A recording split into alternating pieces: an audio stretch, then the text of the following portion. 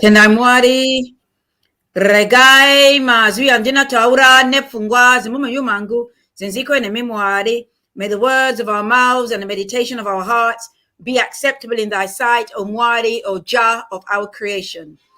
Tenamwari, sisters and brothers, welcome to the Alkebu-Lan Academy of Excellence, Black History Month, African History Month, African Heritage History Month, Black History Month program. Today is Africa Teen Talk. And even though everybody here is not teenagers, we are really, it's an opportunity for us to hear from our young people, their thoughts, their feelings, their ideas, their views, their projections about what's happening in the African world, what's happening in our community, amongst ourselves, the wider community, and just get a perspective from them. So I just want to welcome those that are here so far. I think there's at least two more to join us. So we have Brother Rikiza. Tendamori, welcome, Brother Rikiza. Tendamori. All right. We have young sister Kunedu. Tendamori. Welcome. Tendamori. I can't hear you. Is your mic turned down? Can you hear me now?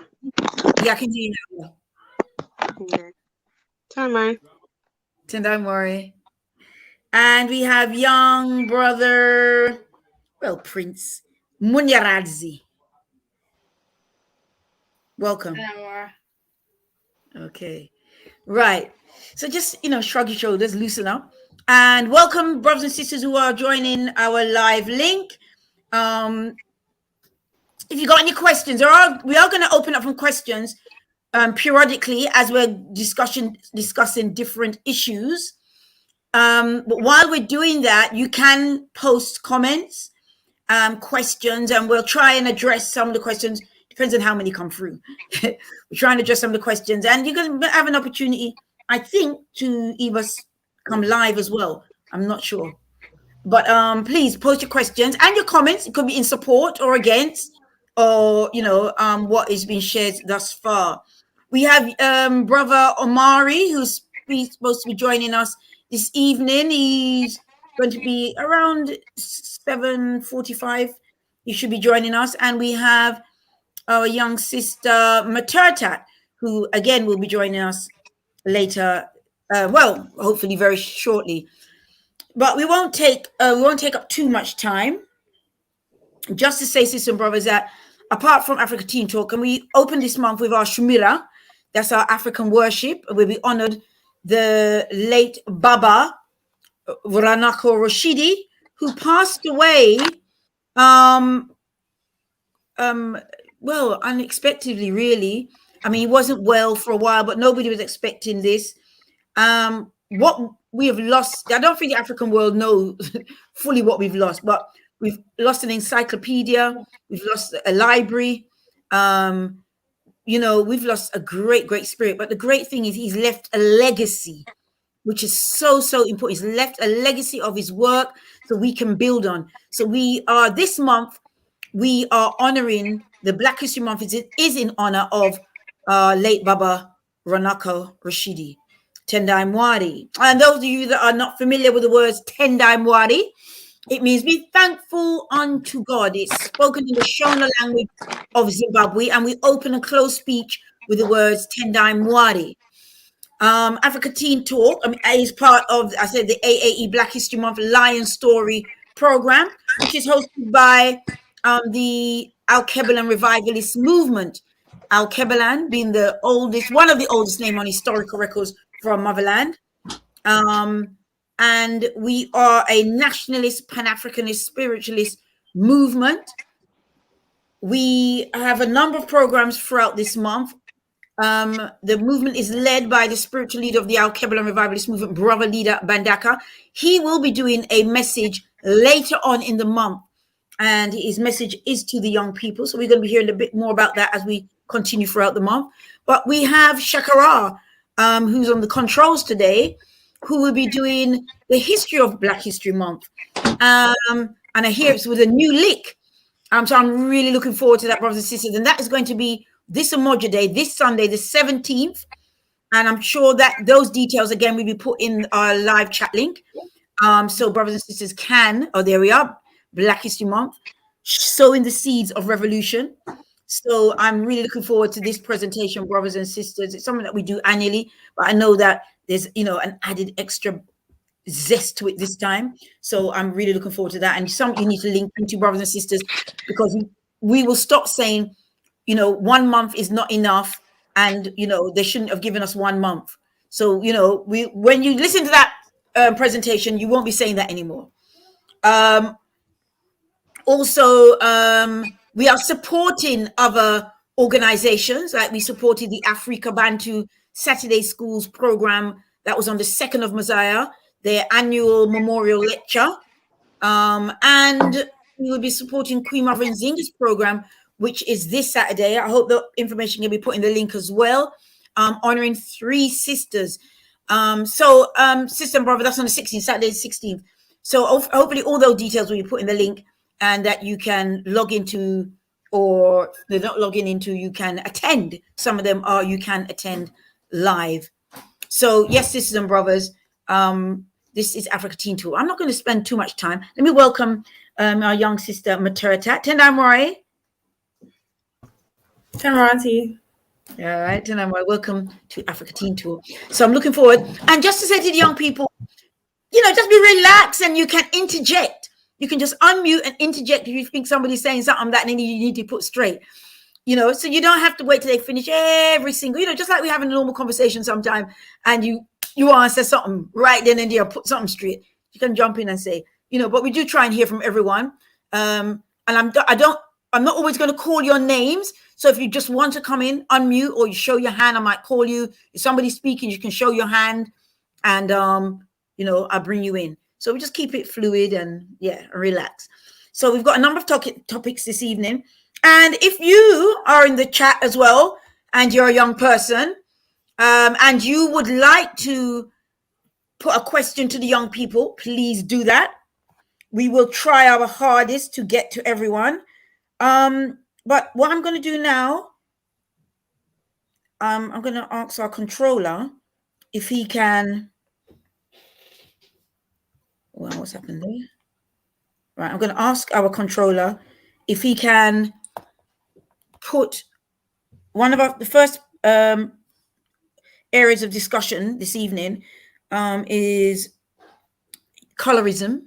We're going to be looking at the whole issue of light skin, dark skin. Is it even a real issue, or is it something that we've concocted in our head? What impact is it having on our young people, on our community? Are people of darker shades disadvantaged in any way, discriminated against in any way? Or is it because we just lack confidence and we feel that is the case? We are going to be kicking off the discussion with a little clip. It was triggered by a very important tune that came out probably about 9 months ago, called Pink Black Girl. Is it 9 months ago? Not sure, maybe. And by Annie. And then there was a remix by another sister who was mixed race, light in complexion. And people felt that Amira was pushed out of it, and she was profiled on the front cover of the album. And it's because she was light, that's why they did that, and so forth and so forth and so forth. So let's hear. So if Shakara is able to just play a bit of that track for us so we can get a feel of what is being kicking up a storm amongst the young people. That's Pink Black Girl. When I saw the title, I must say, I thought, yeah, this sounds good. Pink Black Girl.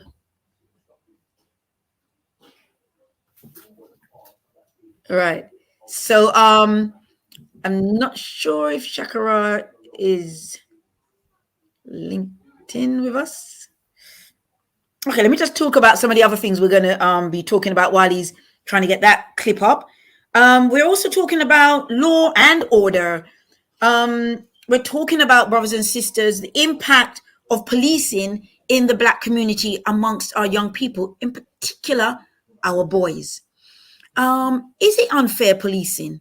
Or is it that our young men in particular are drawing unnecessary attention to themselves, or drawing attention to themselves for the wrong reasons?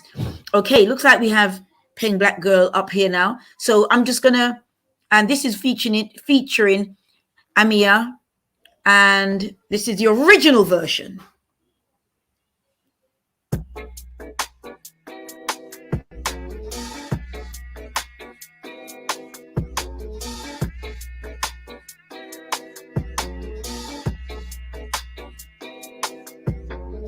Pink black girls in my area cold, dark skin, light skin, medium tones, permting braids got mini afros, thick lips got hips, some of us don't, big nose contour, some of us won't, never wanna put us in the media, bro, want a fat booty like Kardashians, want a fat booty that my auntie got a yo, we like the blood clot, tell her reload it, I've got the camera, my girls are posing, I need some backup, then my ones are rolling, grown women things, I'm never at risk, mind my own business, I'm never in mess, who am I ain't ready, get a slice of the cake, want a house with a view, and a new pair of shoes, keep it real from the jump, Gucci gang, little pump, little vibe, little bass, little kick, little snare, little lies, big truths, do you, they don't care.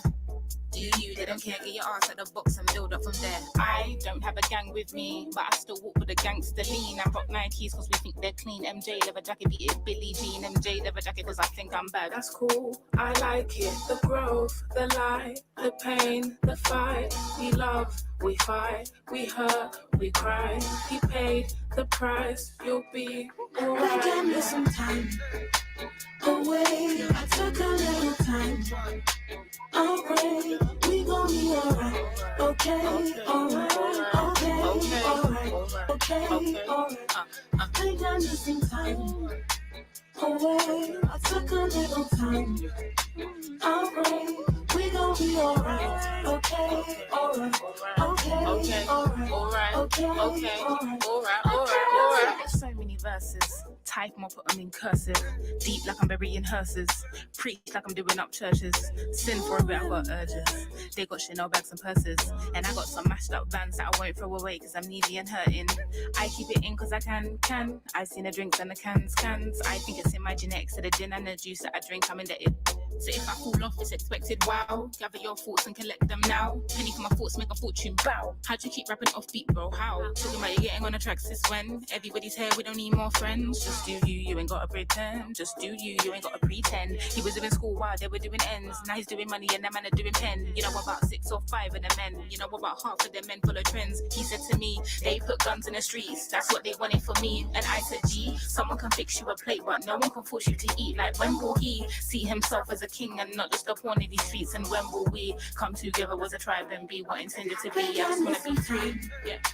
Away, I took a little time.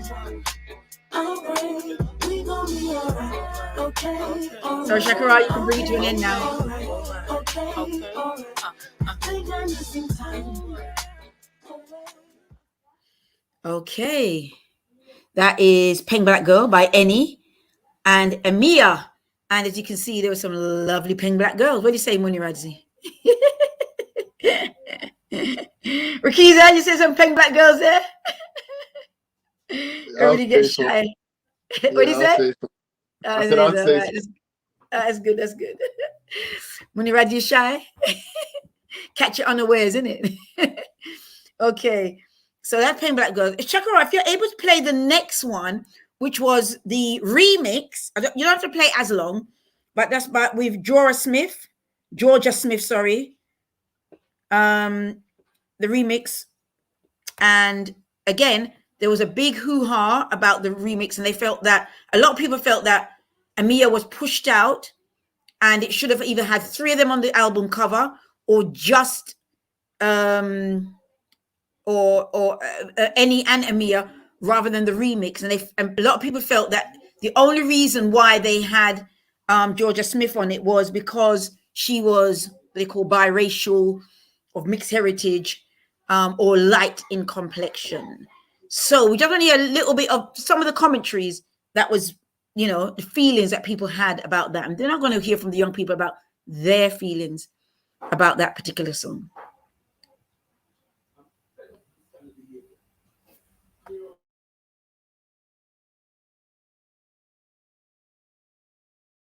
Braids got me.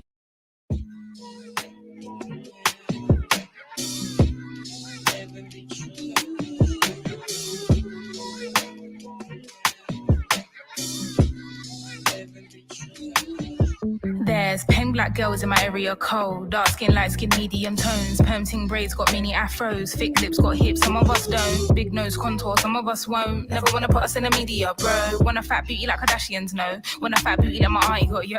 Wheel up the block clock, tell her reload it. I've got the camera, my girls are posing. I need some backup, then my ones are rolling. Grown woman things, I'm never at risk. Mind my own business, I'm never in mess. Who am I ain't big, get a slice of the cake. Want a house with a view and a new pair of shoes. Keep it real from the jump, Gucci gang. Little vibe, little bass, little kick, little snare. Little lies, big truths, do you, they don't care.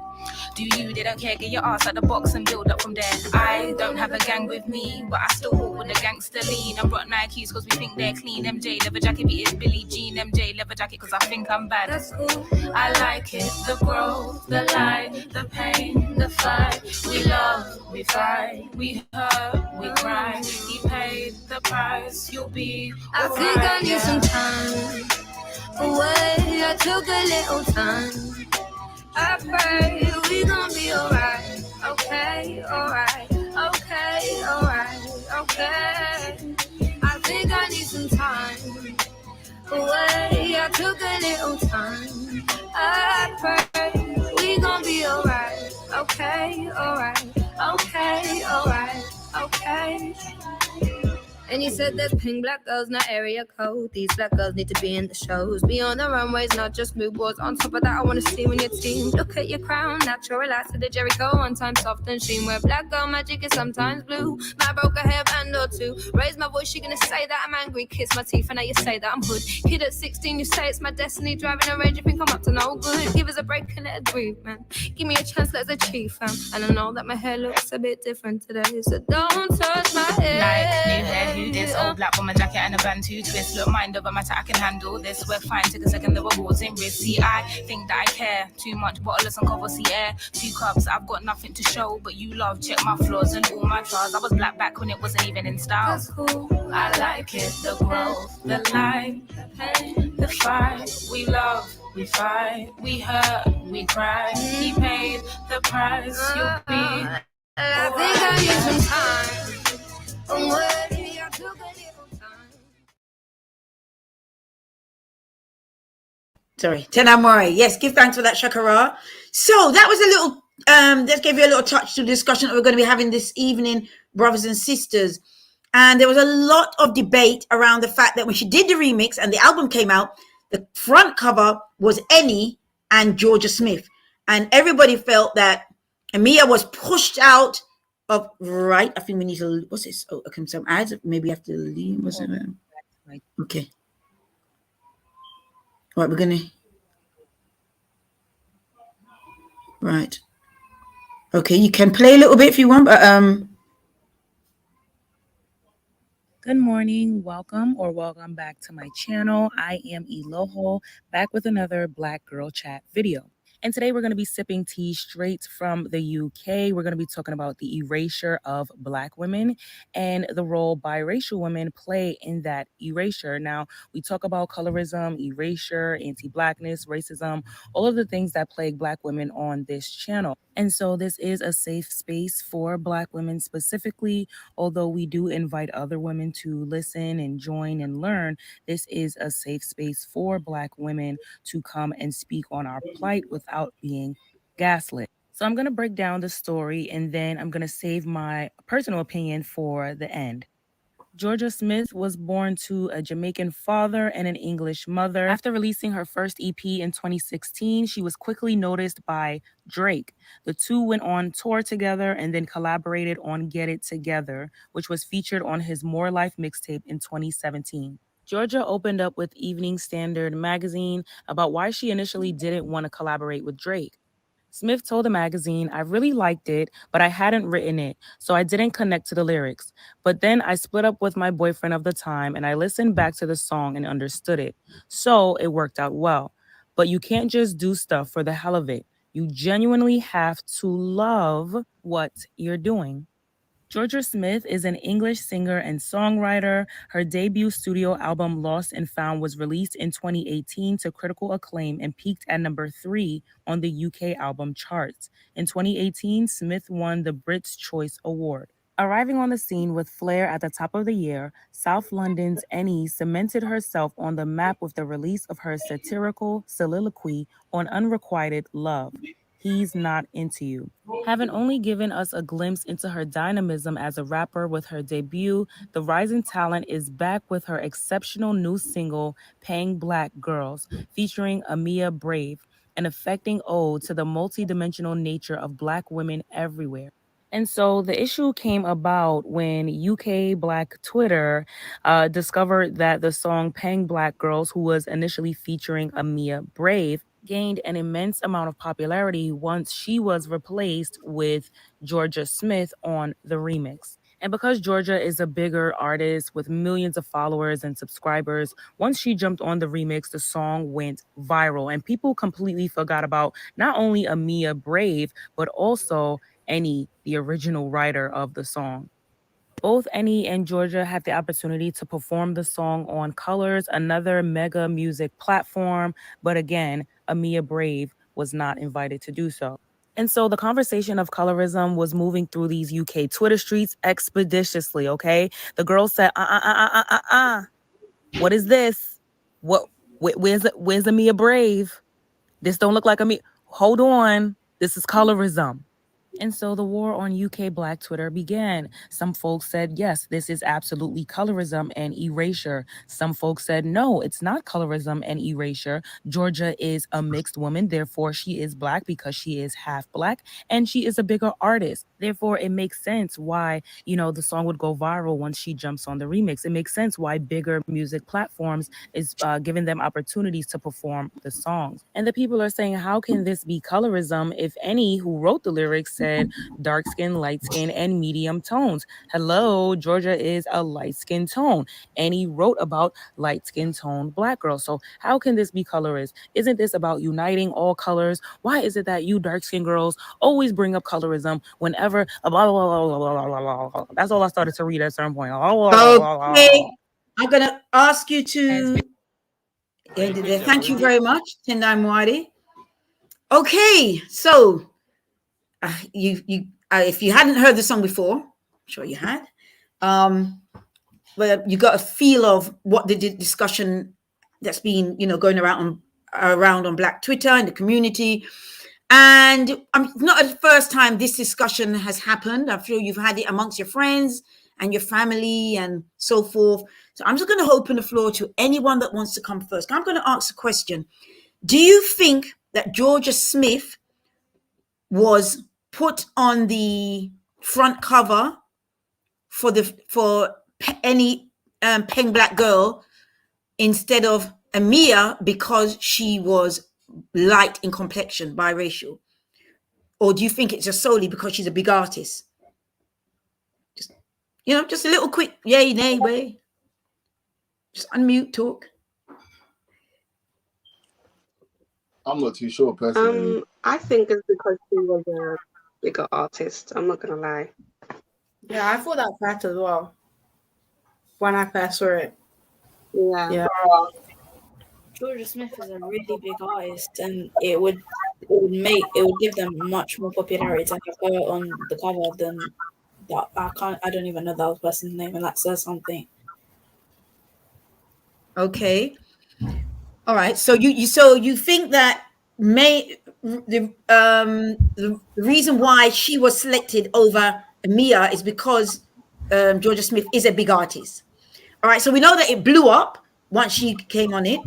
People said, then why didn't they feature Amia in the whole thing with Georgia Smith? What do you think about that? Yeah, I agree. Oh, sorry. Oh, yeah, I agree. When I first heard about the situation, I was like, yeah, like obviously it's gonna be more, or the remix is gonna be more popular because Georgia Smith is on it. And I never really thought like Amia Brave can still actually be on the song. Like she doesn't actually have to be taken off. And yesterday when I watched the video, that point was made, and I never thought of that. So that really like changed my perspective. So yeah. So do you think that do you think that she was left off purposely? Or not oversight? I don't think it was Georgia or Annie's fault, but I think it was like management fault. Yeah, I do think she was left off purposely. Why? Because she's dark skinned. Mm-hmm. So do you think that dark skinned young women are discriminated or just not popular in the media? In selling, in the media. Yeah, I do. Okay. Yeah. Rakiza, you were going to come in just then, I think, were you? No, before I was saying I think it's because Georgia Smith is a bigger artist as well. But I think there's a question before that. It's not necessarily was Georgia Smith put on the track because she's light skinned. But I think she's a bigger artist.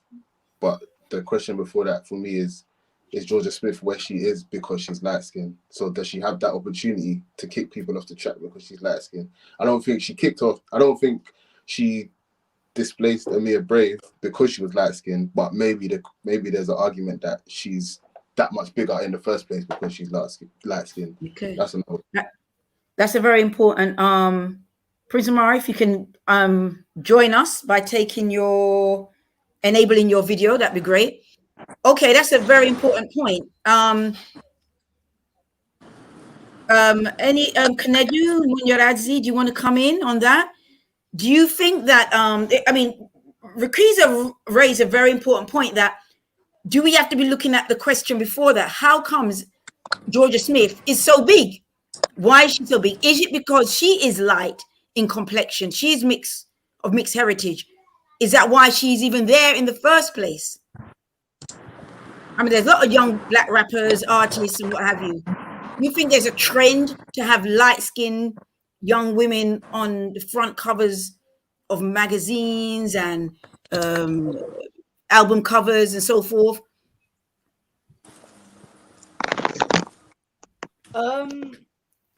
I would say her being light skinned probably has something to do with the amount of fame that she has. Because if you think about it, nowadays, if you think about rappers nowadays, like for example Drake is light skinned and he's one of the most famous rappers in the world right now. And I think him being light skinned has added to his fame. But I still think that if Georgia Smith I'm not sure the other Mia. Pardon? Mia. Yeah, I think if Georgia Smith and Amia were on the song together, I think because Georgia Smith was doing Amia's bit on the song, and I'm not sure how that would have gone. But I still don't think that it has anything to do with colorism. But maybe there might have been a hint of it in the management, but I still don't think it has, like, it was Georgia Smith or the other woman's fault. Mm-hmm. So do you think it could be the fault of the management then? The people that are controlling I think it was promotion. Probably a strategic move to get more, like, publicity. Okay. Materta, do you want to say something? That with the management, I feel like they were trying to protect maybe an image because they're both on the same label. So obviously Any is her song, so she naturally has to be on the song. If they took off Any, then that would be like a whole big blow up. But like they kept Any because obviously it's her song, and then they left off Amia and put Georgia on and had Amia replace Georgia, etc., etc. I think that was all like part of the management image that they have for whatever like record label they have. So that as well. And before quickly, like kind of irrelevant. Naradi, you said that Drake being light skinned contributed to his fame. No, I don't agree because I don't think colorism affects black men the same way it affects black women in the music industry. Drake is mad talented. So that's I 100% agree. Because Well, so I mean, go on. Yeah, I was gonna say, you're right about colorism not affecting black men as much as it does black women, but I personally don't think Drake is all his cracked up to be, and there has to be something that's adding to that because he's brilliant, he's fantastic, but he's not that good. And how's he got where he got? But that good. Well, do you think colorism plays a big part in the whole media, the whole industry? 100%. Like Matata said, it affects women on a massive scale. like in all industries, well, music, modeling, influencers, it affects everything. Like colorism is always been an issue, like even before media. So it's just gotten worse, I think, with media present in social media.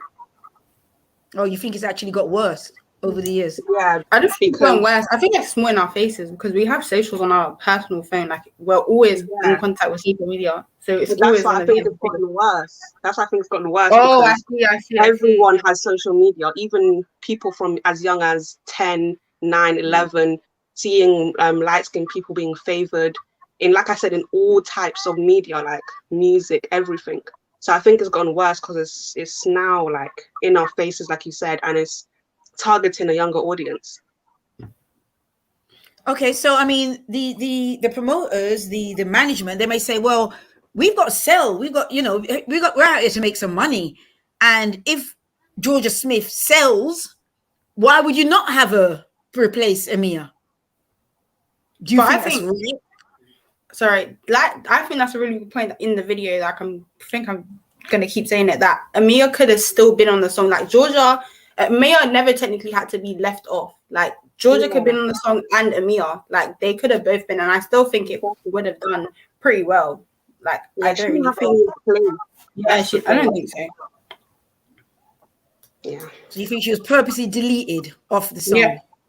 Maybe. Yeah. So, I think it's mad sus how she's the only person that hasn't said anything either. Like Annie says something, Georgia says something, but she's the only one that hasn't really said anything. So that's a bit weird to me. I don't know. Yeah. Okay. Welcome, young brother Omari. Hello there. Omari. All right. So I mean, I don't know if you were listening in before you were able to join us, but we're talking about the track "Pink Black Girl" by Annie and the issue of colorism. Do you have anything to say about that at this point? Whether you feel that colorism is a big issue in the whole media, social media industry, or do you think it's just dark-skinned girls just jealous? Really? It's definitely not. It's also it's all part of the white supremacy system. You know what I'm trying to say? And unfortunately, we played into it. There's a lot of light-skinned women that play into that typical sort of role when it comes to engaging with wider society.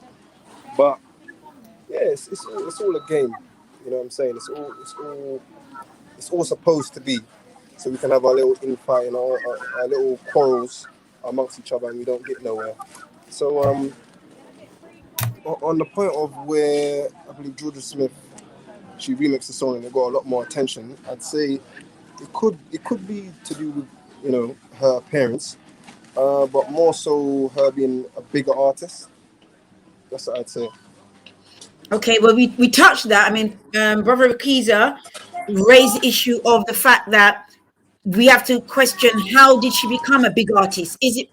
Was her racial makeup a major part in the fact that she, became this major artist and was on everybody's, screen 24/7? Is it because she's? I mean, can anybody name any plain dark girls big in the music industry right now, like blowing it up? I'd say Tema, whatever her name is. Tema. Who's that? I mean, Thames. Is that her name? Thames, or whatever her name is. Yeah, Thames. Yeah. She's big. I don't know. I struggle to think, to be honest. But we have to remember a lot of this westernized culture, we played into it. For me personally, all this makeup and lightening your skin and doing all of this bleaching and all these sorts of things is gonna play into it. Do you know what I'm trying to say? So yeah, we already played into the makeup.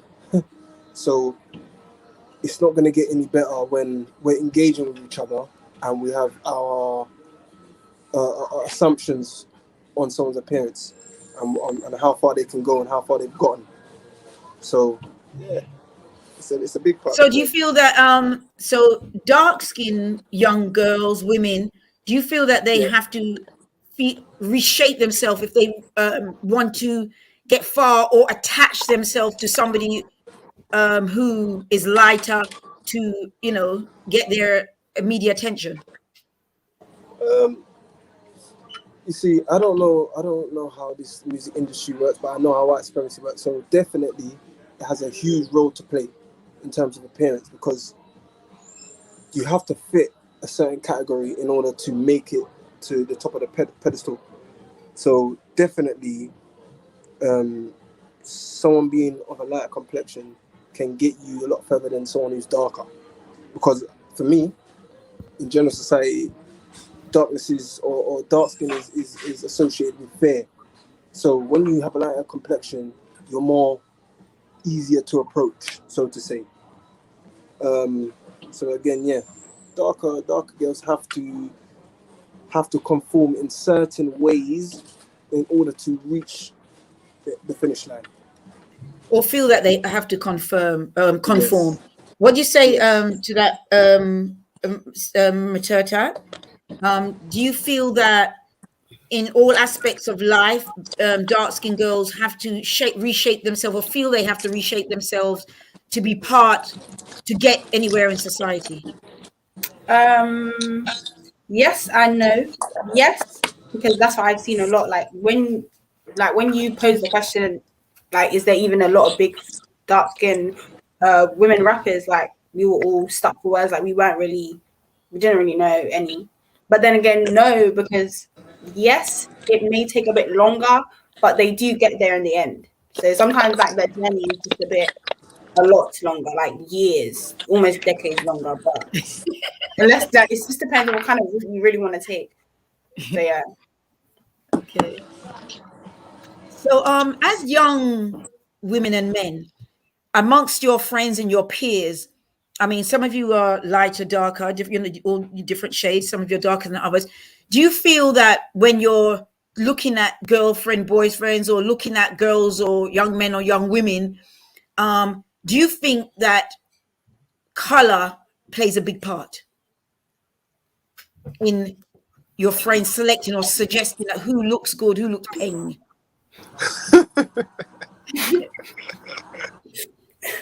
Personally, no.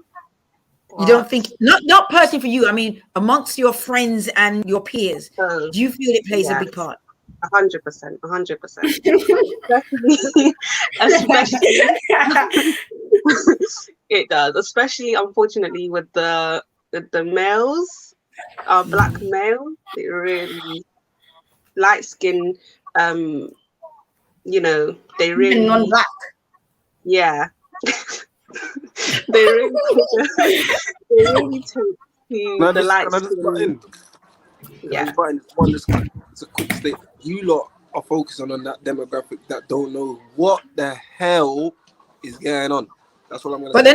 but they're not just focusing on it. This is the reality. This is their friends, their peers, their family members. The question I'm asking is, do you feel it plays a big part in when people are selecting or commenting on somebody's appearance? Do you think that whether they're light or dark has a big bearing on who they feel is good looking, who they would go out with? And I think Princess Caneva said she feels that not for her, but she feels for the people amongst her that it does play a big part. Yeah, and even though Amari says that, I know people that's been raised in the community that's still they still go for the lighter complexion according, like, when it comes to females.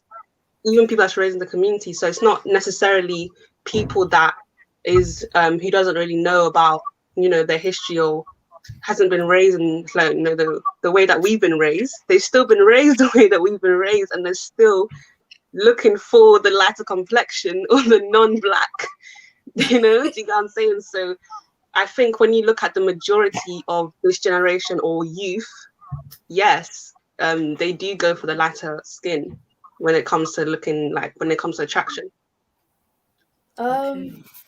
I would have to disagree on my part. Well, I can't say no to the experiences you have, but like in my experience with the people that How experienced are you, Munyoradzi? I speak to your mother and your father just now. Go ahead.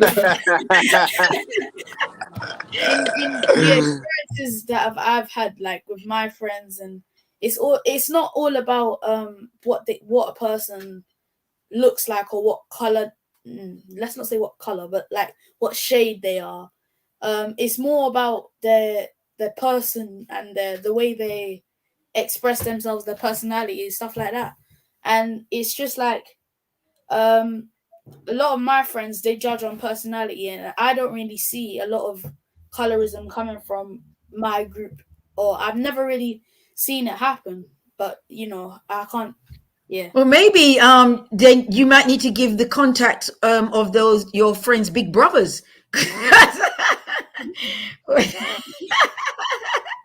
So I wish okay, we could thank all you, have money, Lexi. actually. So let's okay, so Rukiza, who else? Matata, your friends and your peers, do you think the complexion is a big issue? Well, a lot of them it is. And the thing is, they will tell you exactly how they feel. They will tell you. I've heard before, like, yeah, dark skinned girls, it's not it. Like things like that, like they'll tell you. So for a lot of them, it is. But that's, yeah. To answer the question, it does have a bearing on what a lot of them think. And you think the media has a big part to play in those perceptions? Yeah, those views? It does in terms of like conditioning and influence. I guess I don't know. I can't really say how much of an influence I think it has, but it has an influence. If we didn't have influence from the media, I reckon we'd still have a degree of colorism. But you think the so? media, yeah, but I think the media does play a big part. Okay. If you're in the chat and you want to give a point of view on this matter, please share your views. Agree, disagree. You can see everybody's name, so you might want to comment on something that somebody has said. But what we do know is that obviously it blew up in the media, this whole issue of Pink Black Girl. It was, it was all the podcasts and social media groups. It was big. And some people were like, really angry about it. And others were like, why are you making this big deal out of anything? Now NE has got more notice. Why can't you see the positiveness in it, and so forth and so forth. But I think we can rest assured that the fact that it is such an issue, the fact that it blew up in that way, we can rest assured that it is an issue, and it's an issue that we're going to have to deal with. And yes, I agree with Prince Omari that we know that the source of this is global white supremacy and the impact of the education system and the media and how we see ourselves and so forth. And from your own testimonies as well, that, your friends, apart from Munirazi's friends, and they want the numbers of their big brothers now. Nobody don't see light-skinned girl, they only see dark skin. I'm only joking. You're saying that you've never heard them make comments that refer to people being light or dark. But what about girls? I mean, we're talking about boys being attracted to boys being attracted to light skin, mixed race, anybody that's close to white as possible, if not, we're staying the race. And what about girls? Do you think it plays a big part in the partners that they're looking for? What's your experience? You feel that a lot of black girls are looking for light skin, mixed race, half Indian, or do you feel it's not that big an issue? Young lady. I think it's not that big of an issue. It's not as big of an issue as the way that it's happening to females, but it's not non-existent. I mean, it has happened. I have a couple friends who are really, really dark, and they say it is a bit hard for them to they come across as people don't like them as much because of their color, and they're saying that it's harder for them to get into relationships. But obviously, it will probably never be as bad as how it is for females, and it's probably a very small amount of men, but it does happen. Okay, anybody else? Yeah, like Minority said, I don't think it's that big of an issue when it comes to girls. Well, in my friendship group and the people that I have around me, most of us really only go for dark-skinned people anyway. So some people would say that's colorism. Some people would say that's colorism as well. Why are you only going for dark skin? I've heard about that as well. I have, but like, I mean, sure, if you're light skinned, but like, it's not even like a. I mean, if I show someone a light skin, I feel like our reaction is going to be different. It may not be offensive or rude or. Oh. Can you hear me? Go ahead. Yeah. Yeah. As I said before, this white supremacy global society we live in has made us make pre-assumptions about people. So girls will talk about light-skinned boys saying they're rude and I don't want a light-skinned boy because of this and that. So these things, I wouldn't say it's colorism, but they stereotype. They make people stereotype other people based on how they look. That's what I would say. I wouldn't say it's feeding into that colorism thing. However, it does play a big part in terms of, you know what I'm saying, pre-assuming and thinking what that person's character looks like. Am I wrong? Not entirely, but no, it happened to black women as well. Like dark-skinned women was known as bitter, angry. You're on mute. No, I can hear her. Oh no, I was talking about Mari. I think he was talking. Sorry. No, sorry. Because I need to go underneath the underground. So I'll try and follow up on the other side. Yeah. Okay. Okay. Tana more, everybody. Yeah. Tana more. Yeah. Sorry. Go ahead, Kanedu.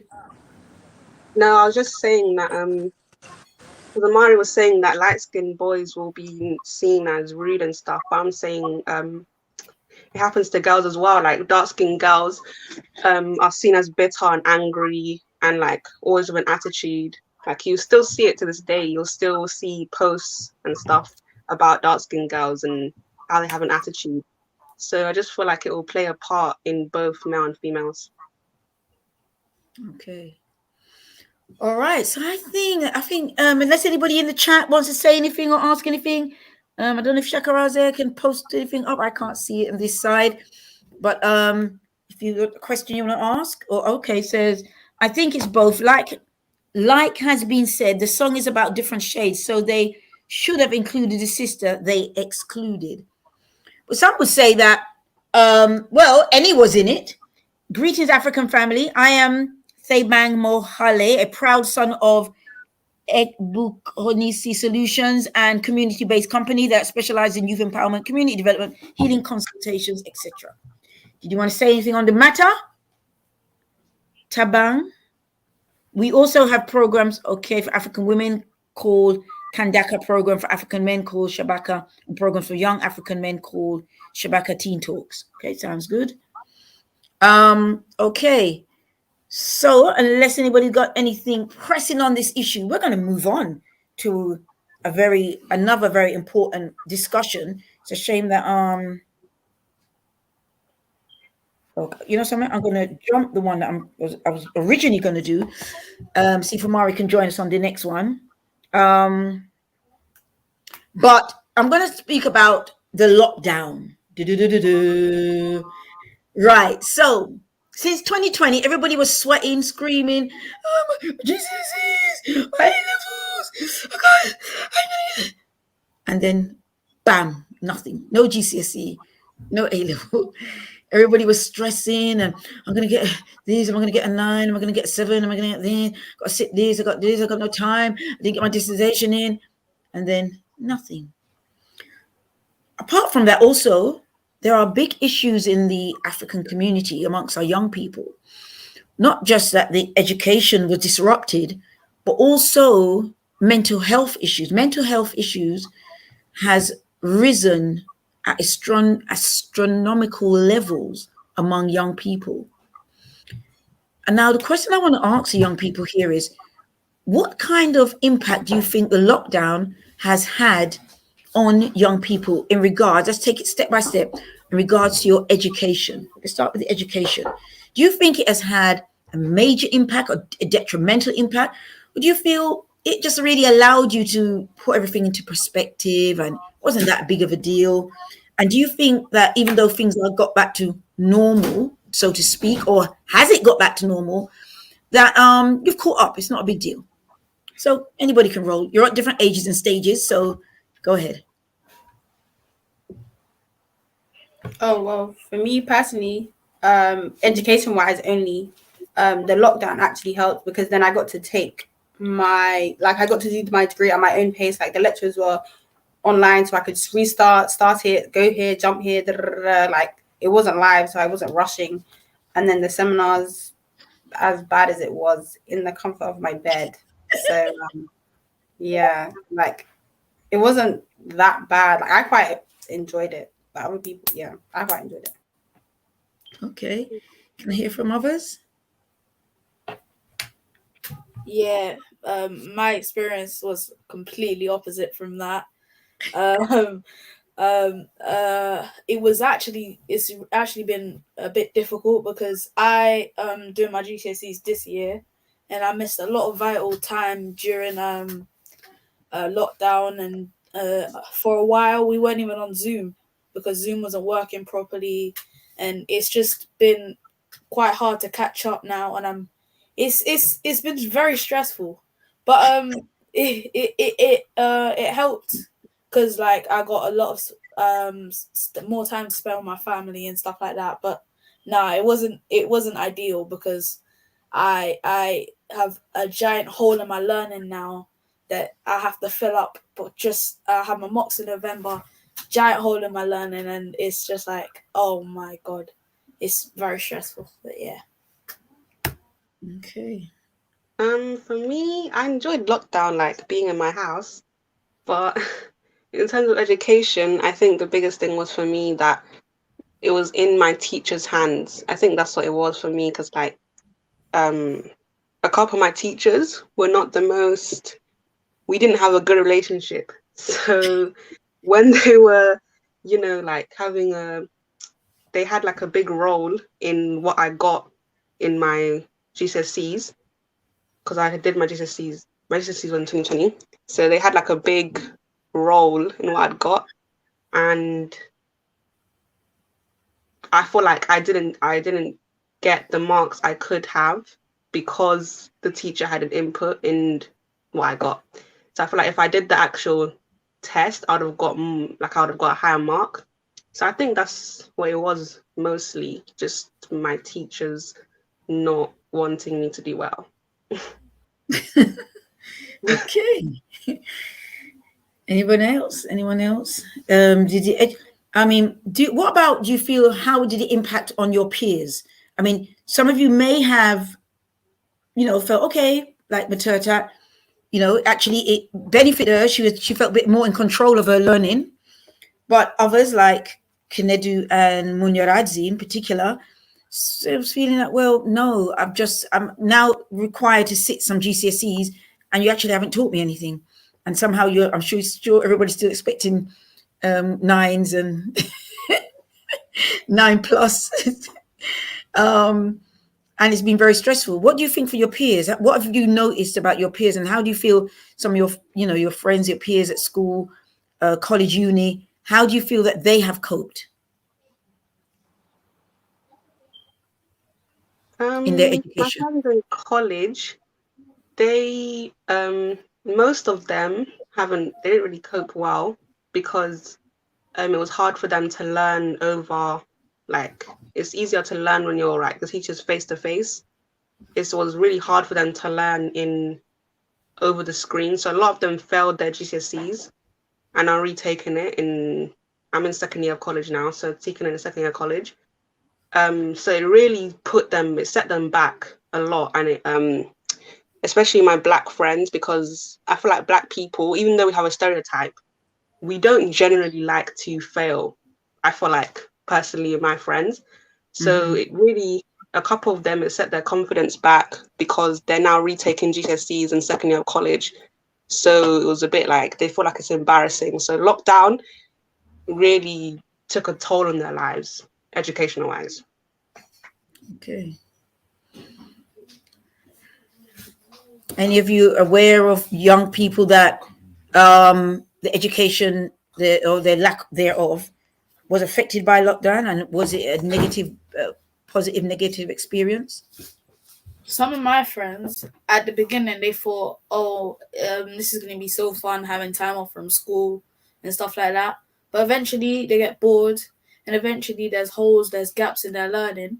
They come back to school and they don't understand what's going on, and they have to take their own time so all of the time that they lost messing about, they have had to gain that back in their own time. And it's just like some of them wish that lockdown never even happened, but some of them just still thankful for the time that they got. So it's a bit of a mixture.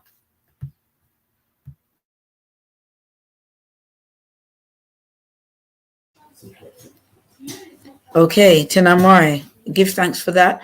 So what about you think of the social implications of the lockdown? Did you miss your friends? Did you feel that you missed your last year of school, or your first year of college, or first year of uni? Did you feel that all what you were looking forward to was messed up? How did that affect you? Well, with me, I was going into first year uni, and as everyone, like most people know, that first year of uni is meant to be like crazy and everyone's supposed to be having fun and stuff like that. So we didn't really have that. So it was kind of like okay. So I kind of got over that pretty quickly, but I think it was the making friends part that really affected me quite a lot, because I was just in my flat all the time. Like I didn't really make friends outside of my flat probably because of the lack of freshers. So yeah, I think in the making friends aspect, I hit pretty hard. Yeah. And when I wanted to go back to London, it was like I was like creeping around, because like you couldn't be out and you wasn't supposed to be doing this. You only essential trips only and all this other stuff. So like, yeah. Okay, so that took its toll. The social aspects, did it take its toll on any of you? Not being able to socialize together? Did you have like ideas about what you were going to be doing when you either start uni, college, or your last year? What kind of impact did it have? You know, that if you're the end of the year, everybody's looking for proms and this and all them kind of things. How did that impact? Well, for a lot of us in school, we thought like, because lockdown started, I was in, I can't remember, I'm not quite sure, year 9 or year 10, I'm not sure. And those are the years where you had the most fun before you had to get down and get ready for your GCSEs. And it was like, we didn't get any of that, because it was just the Zoom, we're at home, we don't get to socialize with each other, and we're back to school, GCSEs straight away. And it was like, it was just all, it was so long, but so quick at the same time, because lockdown was so long, but by the end of lockdown, we're like, oh, it's gone already. And then it's just like, even people get like I said before, they're getting bored at your house by yourself, and like it's that in that time where you discover the old things in your cupboards and all of that stuff. And yeah, it was a enlightening time. But yeah, a lot of my friends, they didn't really like it. So yeah. Tanamori, Kanedu, I know that you were about to see your GCSEs when everything locked down. Yes. The social aspects of your life, did you have a big bearing on you? My social aspect, yes. Only because, like Nyadi said, it's just you didn't really see your friends. You're just in your house, and it's hard to like keep in contact. Like at first, I was messaging my friends, but after a while, it's hard to like maintain that contact with your friends, especially because like we're all in different places. You can't really go, like I said, in lockdown, so you can't see each other, but we're just all doing different things. I'm trying to struggle, do my GCSEs. People are in uni. Was it hard to motivate yourself to do your work, to revise, to study? Was it hard to motivate yourself? 100%. Being in my bed trying to do work was one of the hardest things ever. 100, especially because, like I said, I didn't have teachers that was encouraging me. So everything was kind of on me, if that makes sense. If I wanted to pass and if I wanted to get the work in, I had to do it. Like, it's very, very hard studying, in my personal opinion, studying in your house, especially when you've been in your house for a while. Like, I don't enjoy education, but it's going to school, it helps get your mind that you're coming to learn. When you're in the comfortability of your house, it's very hard to like be disciplined. So I did struggle with that. Okay. Tenamori, were you doing any studies over that time, young brother Rakiza? No, I finished mine 2 years ago, thankfully. But I had a younger relative actually who was supposed to, he went into the first year of uni last year, September, and kind of just ruined his whole uni experience. He was supposed to move out to go to uni. Obviously, that didn't happen because campus was shut. Well, his campus anyway was shut, so he stayed at home. Obviously, you have that. You're not on campus. You don't have the social life. You don't have the freshers. You don't have the. For me, aside from my actual degree, getting my actual degree, the most enjoyable part of my uni experience was studying with my peers, studying with my friends, the friendships that I made at uni, the craziness and all the palaver and all the nonsense that we got into while we was at uni, living together, all these things. And I think that's probably at least half of the experience. So to not have that, it's quite, it just takes away, like I say, it takes away half of the uni experience. So it must be awful, to be honest. But. Okay, Tenamori. So let's look at, there is this issue of the rise of mental health amongst young people, in particular African young people as well. It talks to you, you touched on some of it, about being isolated, unmotivated. How do you feel the lockdown has affected young people generally, their mental health status, and what do you think are the reasons for that? Do you know anyone? You might want to talk about yourself. Did you fall into any depression? Did you feel low at times? Did you feel scared? A lot of young people are very scared. They're scared of getting the big C. They're there's a lot of fear, a lot of anxiety, stress.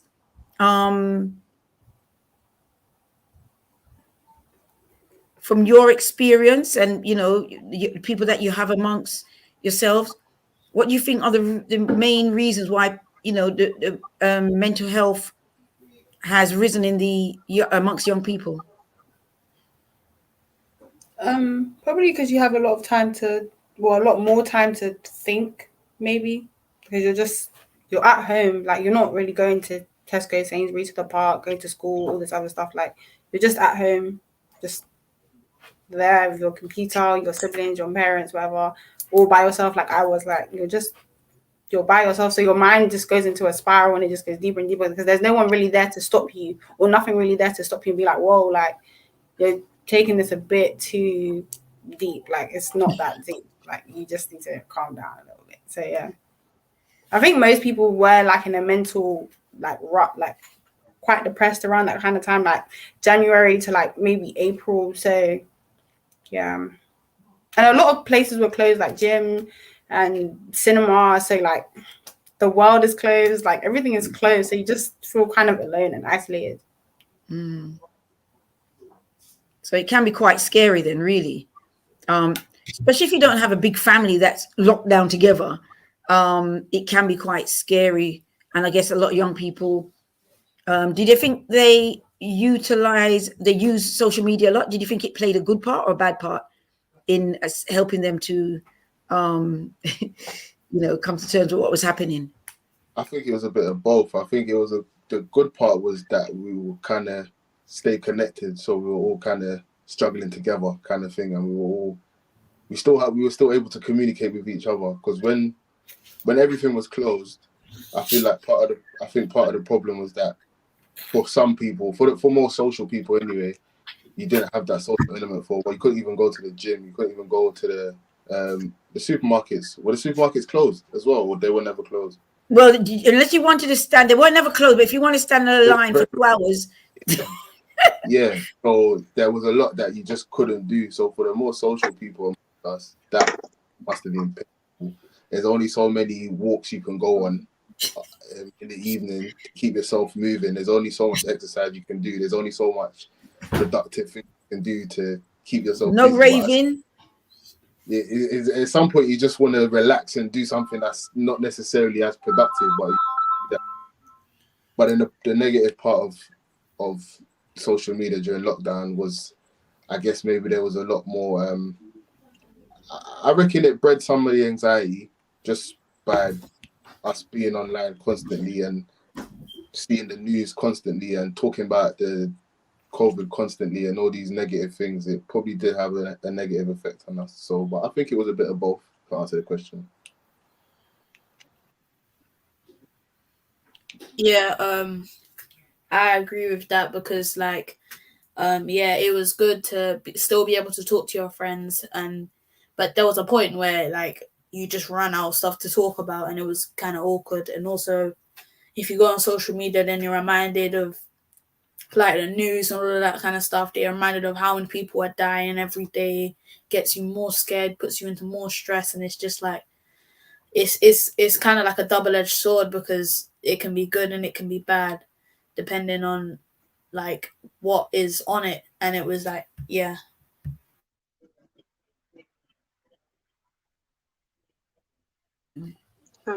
Yeah, it was very social media did help. Like everyone said, connect with your friends. But yeah, like Muriadi said, literally, sometimes you'd go into it and it's this many people has died, stay indoors, and then it's changing, don't come out till 10 o'clock, then it's the vaccines. It's you don't even know what's happening, but people are dying. So it's a bit nerve-wracking, because we all know the government doesn't know what's happening or doing or what they're doing, but at the same time, there's something there, because people are passing away. So it's everyone was a bit confused, and social media was just adding to the confusion. Okay, so I mean, you just raised the issue of the vaccine. We'll say the vaccine, so we don't get taken off of the air. So young people are now being called to take the vaccine. What's your views on that? Do you think they should? They shouldn't? Or the juke, or the jab? Do you feel that it should be mandated, or do you feel it should be left to their own choice? Also, the issue of that children as young as 12 have been told that they can make that decision without their parents' consent. What's your view? I think it's very crafty of the government to even say that in the first place, to even put it in the guidelines, even make it into a document, make it official, whatever. 12. And then even the way even before that, when they were trying to get us to do it 18, they were saying oh, you can get free pizza, you can get free money, you can get discounts off here and there. And I'm and it was oh my God, but I'm when has the government ever done something like that in return for something medical? This is medical related, regardless of the theories and stuff behind it, this is medical related, and you're offering me pizza in return for my poor arm. It just didn't really sound legit. And people it just, when I heard people getting the vaccine, I was do you have a brain? Do you have critical thinking? Come on, I'm not saying don't get it, it's your decision obviously, but think a little bit, just a little bit. It sounded like a scam. That's how it sounded. It sounded you get through your phone and it's do this to get a free iPhone. That's what it sounded like to me, because every day they were coming out with new, oh, you can do this, oh, you can't travel if you don't have it. And then all my friends are like, I need to go on holiday. So they're all getting it. Like, I feel like just so much. It was just so much. Like every day there's a new reason. There's like a target reason for young people to want to get the vaccine. Like always, I'm just seeing constant, there's something new for a reason for young people to want to get the vaccine. It was very scamish. Or the jab or the vaccine. That as well, a scamish, and like it wasn't really lining up. Like they were like, oh, you have to have the vaccine to enter like clubs and concerts. You don't even need your lateral flow test, like the results. Like it's not, no one's really like, if it was all making sense, then maybe exactly like, everything that young people enjoy was the reason to get like food, entertainment, holiday, like everything young people enjoy. Every day something was coming out for us to take this jab. Yeah. Like you forget, like I'm actually supposed to be like hiding from a what's this thing? Wait, what's this? A disease? I don't know. What is it? A virus. Virus, yeah. Sorry. The virus, like you forget, like you're actually supposed to, like the vaccine, or vaccines in general, they're supposed to help the population, not encourage you to indulge in your leisure activities. Like it was just weird. Okay, I mean, Rukiza, what's your views on young people as young as 12? I mean, my grandchildren were told that they can take the vaccine. You know, they were given something to fill out, and you don't have to listen to your grandparents. If you want to do it, you go ahead. Do you think that's a good thing? No, I don't. I don't. If we have all these other vaccines that our parents decide for us when we're children, I'm not sure what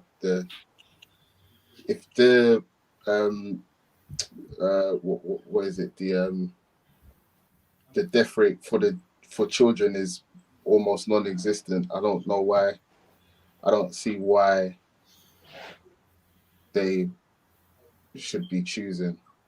I think it should be the choice of the parents, but then I think if you want to take it, take it. If you don't want to take it, don't take it. If you want your children to take it, get them to take it. If you don't want them to take it, don't get them to take it. But I don't think it should be a choice for a 12-year-old, personally.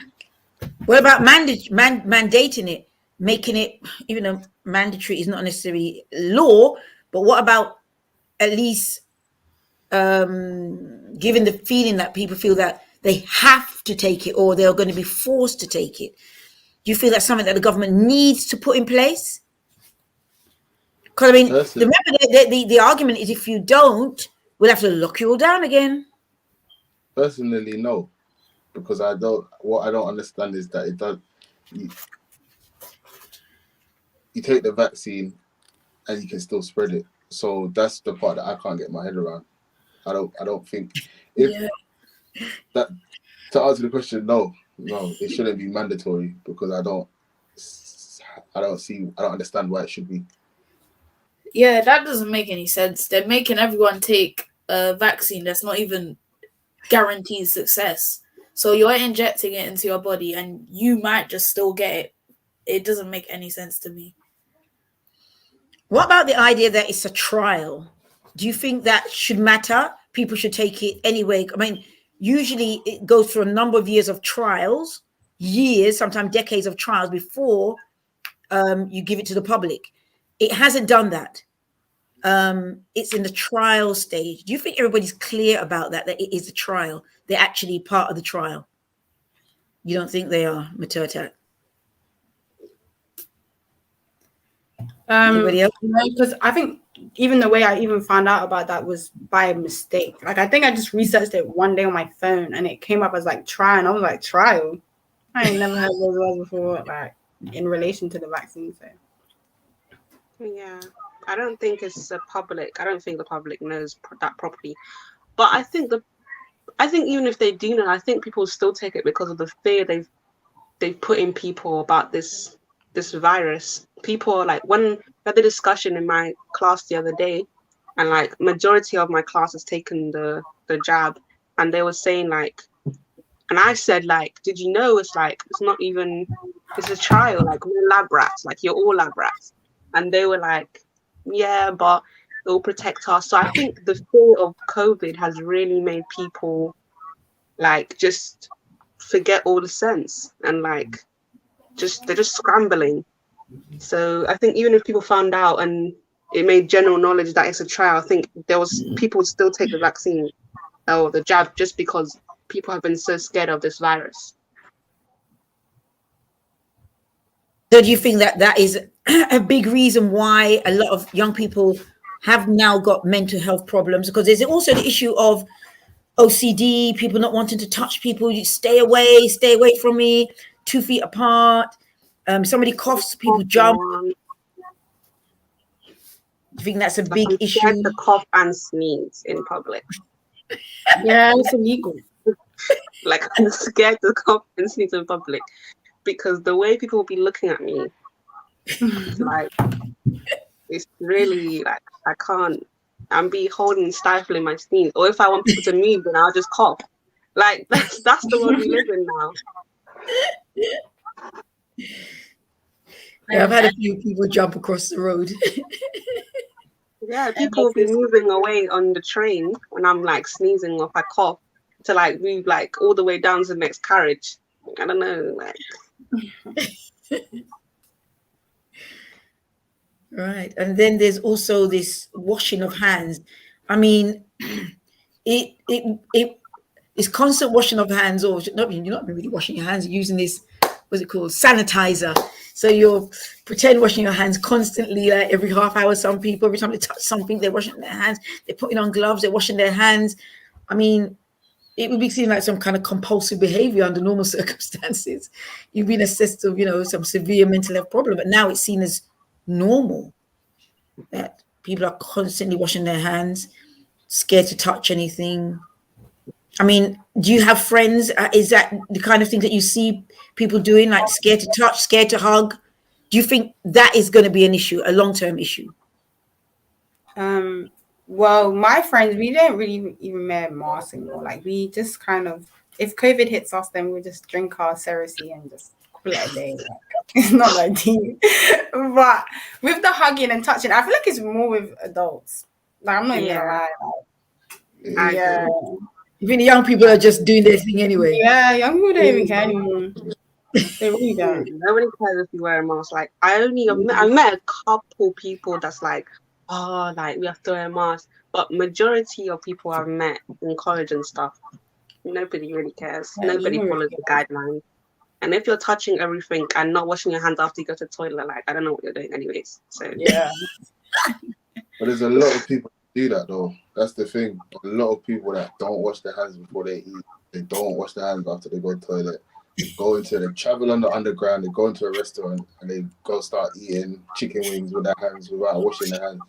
So there's a lot of people that just don't even, in the first place, that had minimal hygiene, basic hygiene. So you think maybe that aspect of it, wash your hands regularly, is not a bad thing? no. Yeah, social distancing is a great idea. Yeah. Yeah, it actually is, because I don't know why, like, when they first said that, like, make sure you wash your hands in the toilet, I was like, why wasn't people washing their hands? Yes, it's exactly when you're washing your hands. Like, what is it? Why does the government need to tell you to wash your hands? They sit on the bed with your outside clothes. So weird. Okay, Tenamori. If there's anybody want to share any of your thoughts, your views in the chat, please take this opportunity. Our young people are here. We're looking at the impact of the lockdown on young people in this pandemic, some of us would say, or scamdemic, some of us have said, or pandemic, others may use. But what's your view? How do you think it has impacted on young people? Do you feel that it is do you think there's going to be long-term damage, or do you think this is just a short temporary thing, everybody will get over it and move on? How do you think it's affected your children's education if you're an adult in the group? And have you been concerned about young people. I mean, young people are seen as super spreaders, you know. You are the super, you're hugging everybody, you're kissing everybody, you're touching things. Some of you going to them underground raves and all them things there. So you are super spreaders. Do you accept that term, super spreaders? Sure. Not really. I used to just like, no, not really. Because that means my immune system is stronger. Like, say I do, God forbid, get COVID, like, it won't. I might as well just have the vaccine. I could have the same effect as someone that had the vaccine. Like, I could be fine. I just maybe sniffing a bit. Because, like, I've been everywhere. So. Sure. If I'm living my life, at the end of the day, I'm living my life. I had a good time at the underground rave. Like, when people say like young people are spreading it because they're still, you know, We are enjoying young. it, I really don't care. Like, I'm so sorry. I'm actually pretty sure about 6 people in my class have COVID right now, and it's just spreading really fast. But it's really not that big of a deal. It's like a cough, and it's. I don't really think it's that big of a deal. It's mostly happened to the elderly, and there aren't as much young deaths as people think there are. But yeah.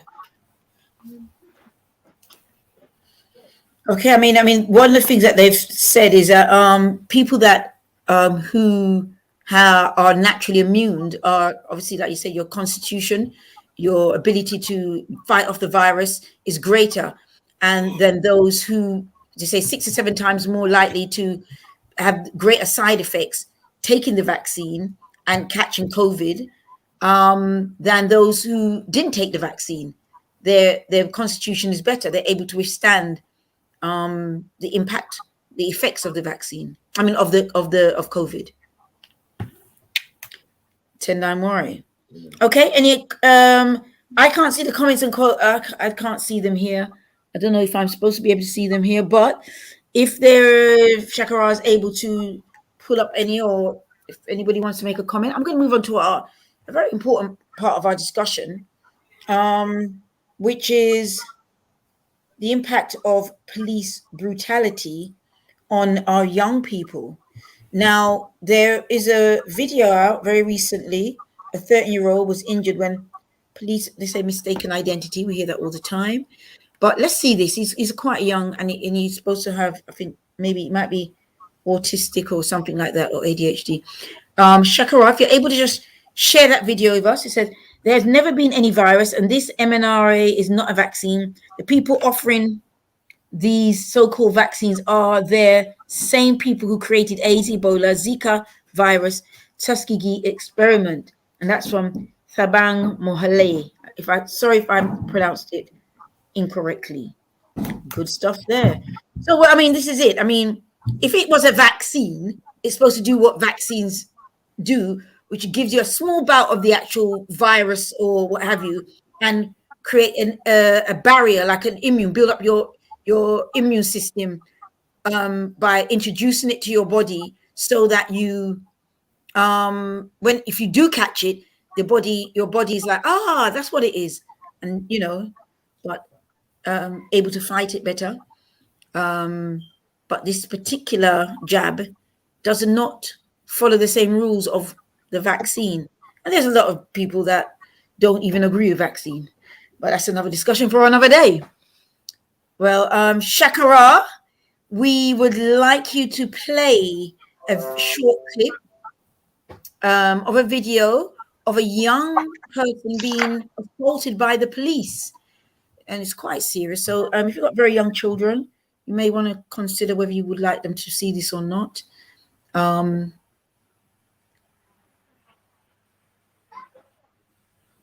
What's happened to Shakara? Shakara. Okay.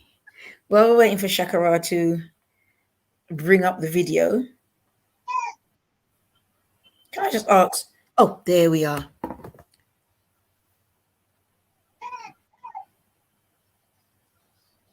Oh, this is the Scarcity Studios YouTube channel. Please don't forget to like, comment, share, and subscribe. And our sponsors are Alpha Claims and Hire Birmingham, the leading and best accident management company. Get a replacement car anywhere in 1 hour. I really appreciate you joining me today, and this is some more news coming from London. And thank you to everybody that has been sending me stories this week. And I've got an announcement later on today about where the money from merchandise over the past month and a half will be going this month. This first story is about a young boy that was allegedly assaulted by police, and it was filmed. The boy is 13 years old and he was in school uniform when he was stopped alongside a group of school children. He was seen being choked by the Metropolitan Police officer during the stop and search in South London. Watch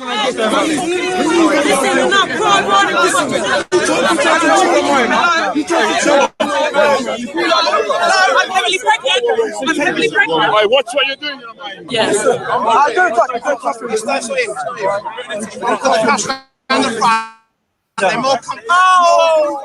One coffee. Let us take him. Let us take him. He didn't do anything wrong. He hasn't done anything wrong. Let us take him. The young boy's name is Benjamin, and he was in McDonald's last Tuesday when he was swarmed by police after reports of a black person with a knife.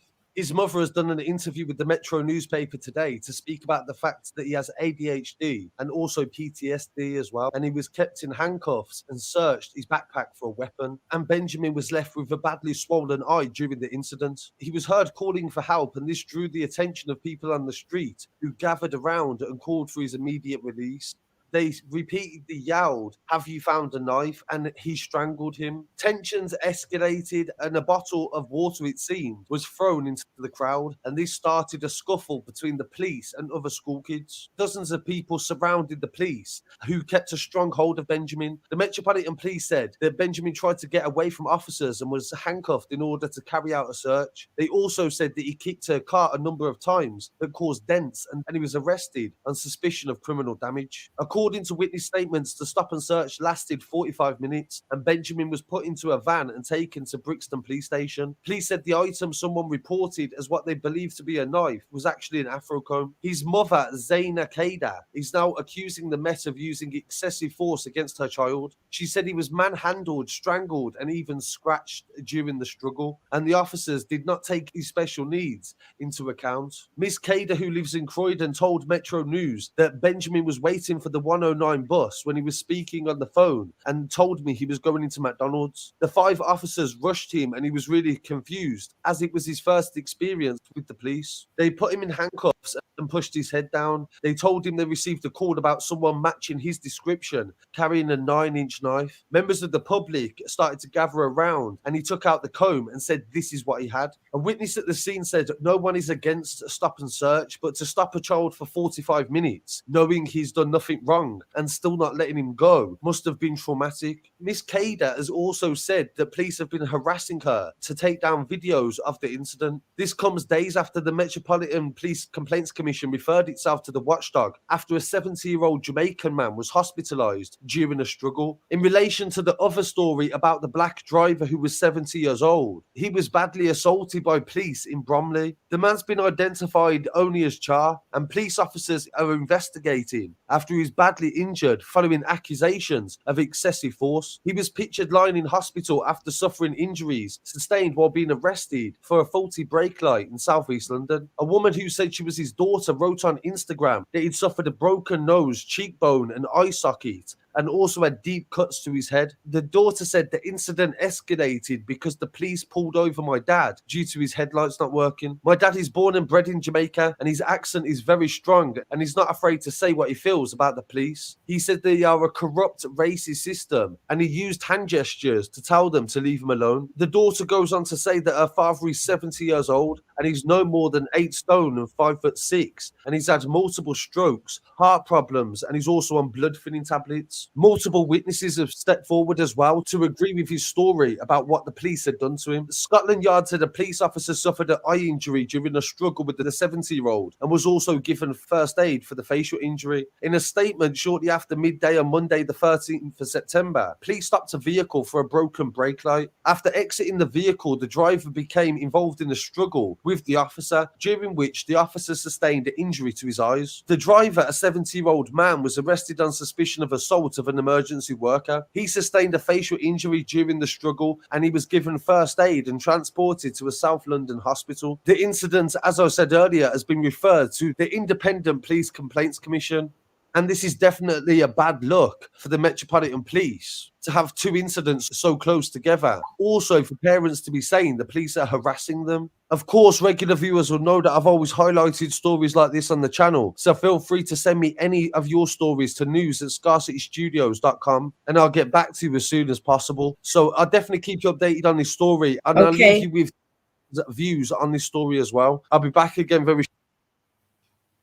Okay, Tanamari, give thanks for that.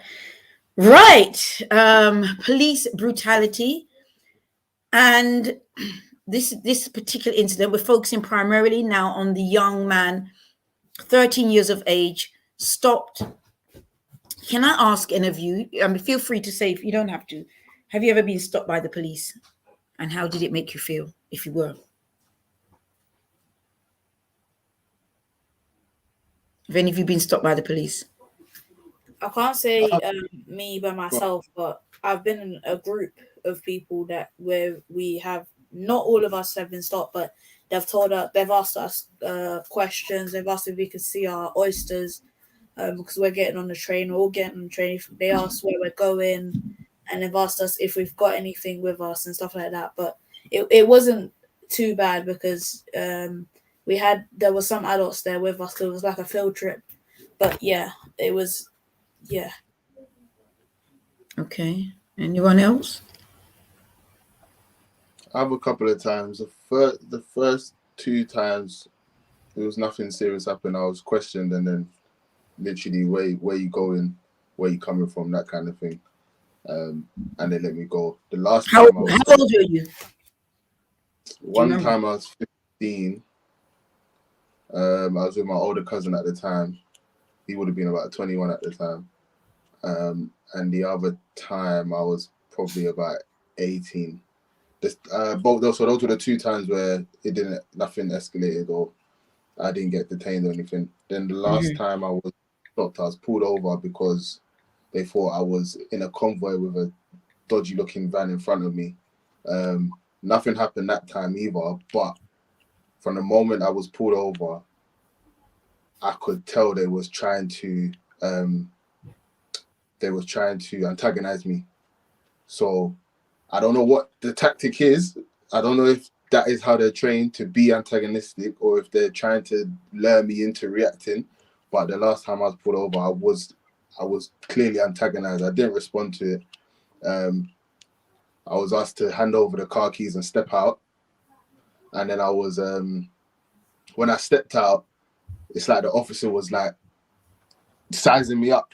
Like he was and he was talking to me like, oh, tapping me, talking all these things. I didn't respond to it. And eventually they checked my license and then I was clear to go. But that time particularly, I could tell that he was trying to antagonize me. Okay. Does anybody feel fearful do you ever feel that if you're going out that you might be stopped by the police and what the implications? I mean, at that time, the last time, was you fearful at any stage? Was you worried? Did anything flash in your mind or? I was fearful of how it might escalate, which is why I specifically just kept a cold front. I didn't respond to anything he said or did to me or whatever. But I wasn't. I didn't expect anything to happen, but I was fearful of how things could escalate.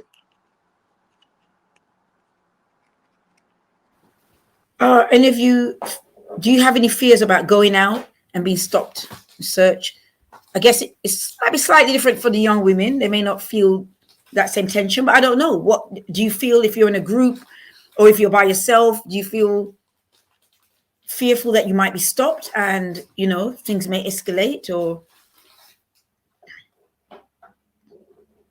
Not really. It's just that sometimes I'll be walking home by myself and it will just be that I'll see a police car go past and it will slow down and then I'll think it's going to stop. And all of the stuff I've seen, because because of the way I've been brought up, I've seen so much police brutality, so much things happening to young black boys or older black boys. It's just like I'm kind of scared for my life, like what's gonna happen.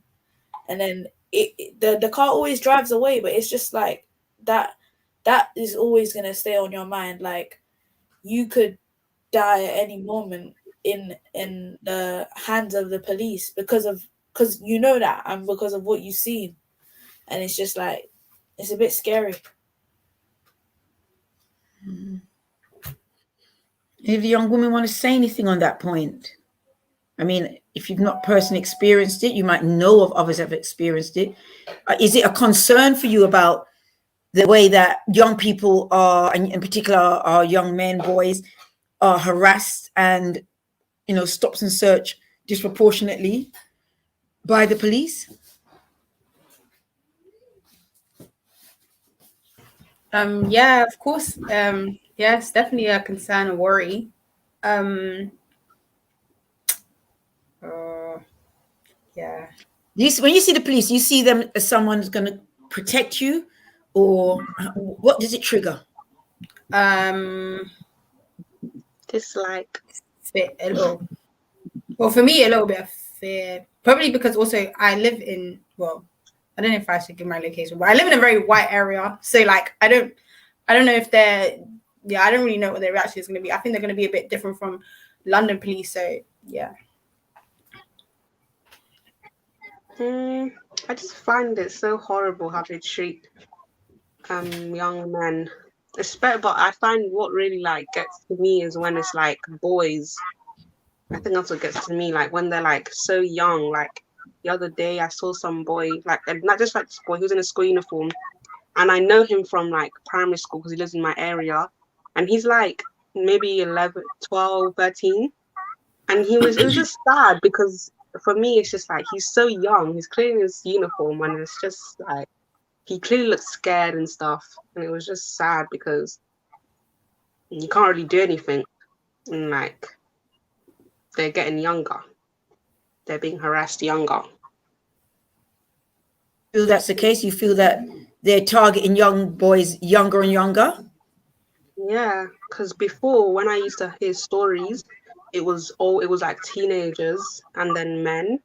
But nowadays, I'm hearing a lot more young boys, and I'm witnessing young boys like clearly in uniform, 12, 13, like that's really young. So like for me, I don't know if this is just what I'm seeing or if this is what's happening, but I'm just seeing a lot more younger boys being stopped and harassed and abused than usual. Do you feel that they are being targeted because they are black, or because young black boys bring it on themselves by the way they dress, by the way they present themselves? 100% because they're black. Like I said, some of these boys were in school uniform. Like, how else are they meant to dress? You can't really do anything else. Like, there's nothing else you can do. You're walking on the street, you'll be stopped. It's purely because you're black. Like, when people say that, it doesn't make any sense. It doesn't make any sense to me. It's purely skin color. So what do you think? I mean, there are people say, well, these young people, they're carrying knives. Some of them got guns. They're in gangs. What do you expect the police to do? Not treat them like that. Like, even in that video, that was like, he was 13. That's a little boy. Like, he was being very aggressive. I'm not saying that the knife crime is not an issue, but you don't have to approach the situation like that. So hostile. So like you're trying to gang up on them and trying to get them scared and like you're not going to get anywhere with that kind of. Well, you haven't got anywhere with that tactic because people still carry weapons and stuff on them. Yeah. Exactly. Even if he had a knife, the same clip that we saw, even if that young boy had a knife in his bag, to be strangling him and all of that, it wasn't necessary. Like, they literally abuse young boys. That's what it is to me. It's abuse because that young boy was not about to attack you. You did not feel in danger. So there was just no need for him to be treated that way. So it doesn't matter if he had a knife or if there's knife crime. The way they treat young people, young males, is just, it's not good. It's horrible and unnecessary. Yeah, and even after, in the video, even after they found out he didn't have a knife, they kept him there for over 45 minutes. And that's just, it's unnecessary because they've checked him, they found out he doesn't have a knife. So why is he still there? Why are they still manhandling him like he's a criminal? And is it just because he's black? It has to be, because if it was a white person, then I'm sure that wouldn't have happened. But yeah. Exactly. Why was he still taken to the station if they found out he has no knife? It didn't make any sense. Well, they have assault. They've accused him of assault. That's criminal damage. They charge him with criminal damage to their car, kicking their car. Yeah, he's ended up with a black eye, scratches. His are all bloody and stuff like that. Yeah. It's a 13-year-old boy against 3 grown men police officers. I think it was 5. I think it was 5 of them that approached. Oh, 5 grown men police officers. I'm so confused how they can try and justify that. No. It's purely racism. Like, people can't really say anything else. I mean, Kanedu just touched on, she said that these young people being stopped, they're in school uniform, so you can't say it's the way they dress. Okay, what about the ones outside of school uniform that are, do you think the way they dress draws the attention of the police?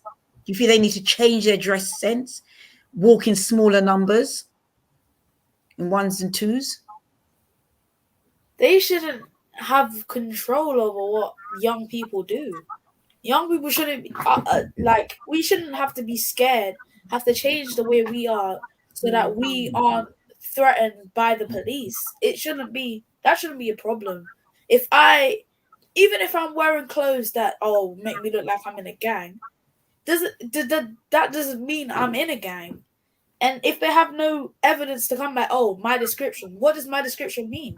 I mean, a young black boy. Because then it could be anyone. And it's just like, we shouldn't be controlled by what the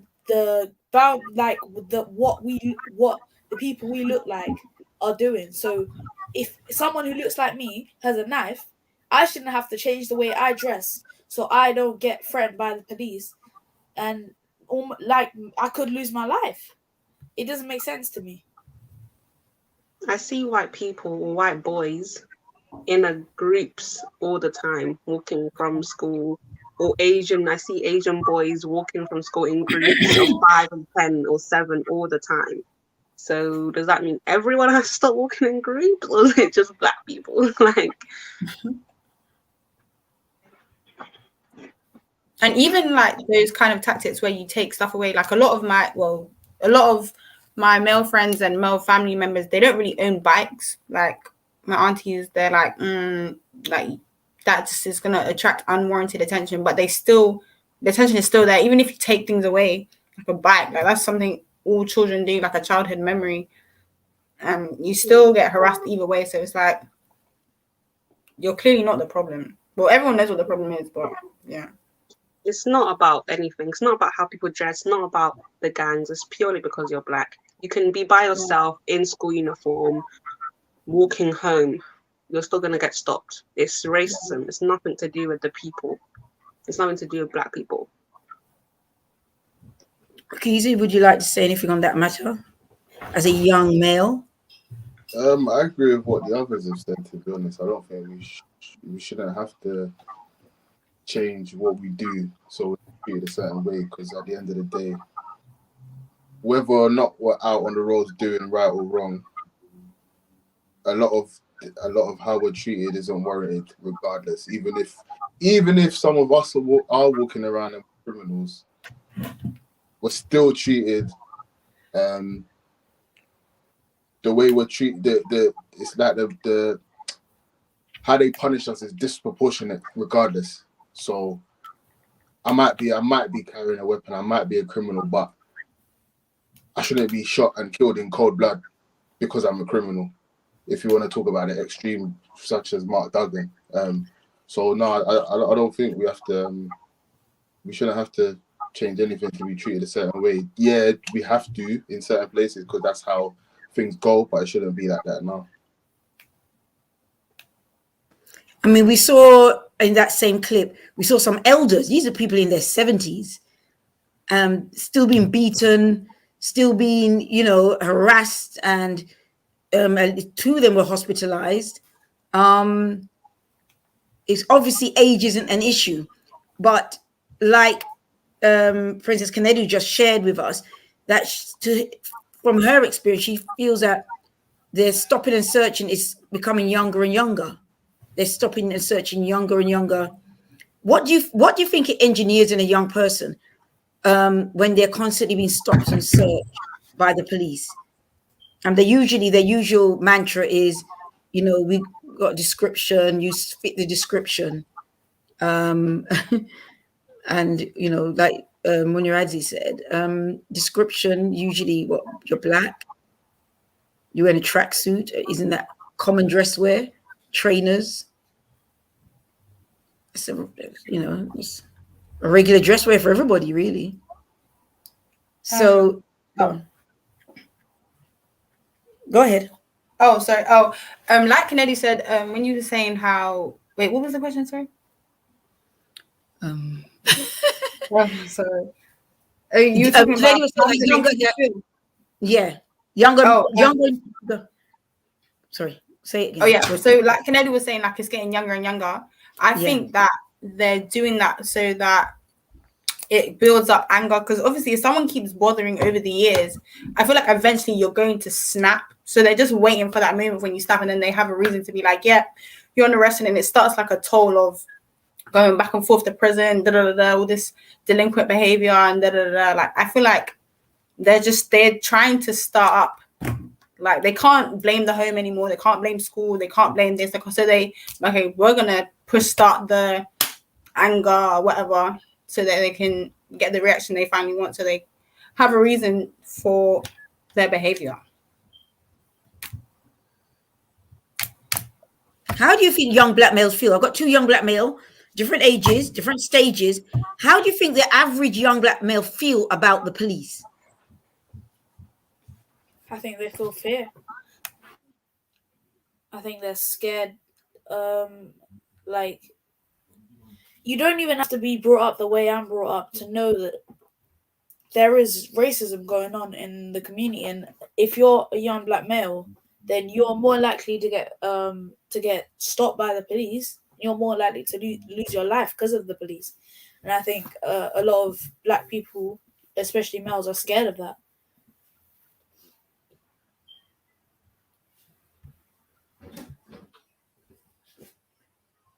Rakiza, would you like to say anything on that? I agree that I think a lot of us feel fear. Personally, I just feel a lot of disregard. I haven't had the experiences that a lot of young black men in London specifically I haven't personally had. But they happen, and I've got friends and peers that have been repetitively harassed by police. So I get it.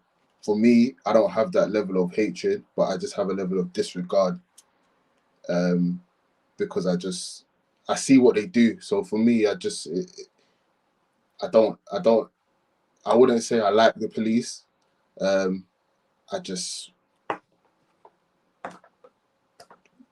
Your peers, you think, for your peers, or young people in general, young men in general, do you feel that, young black men I'm talking about in general, do you think what's their feelings you feel towards the police? What's the general conversation? There's a lot of hatred. Yeah. You think it's justified, or you think it's over the top?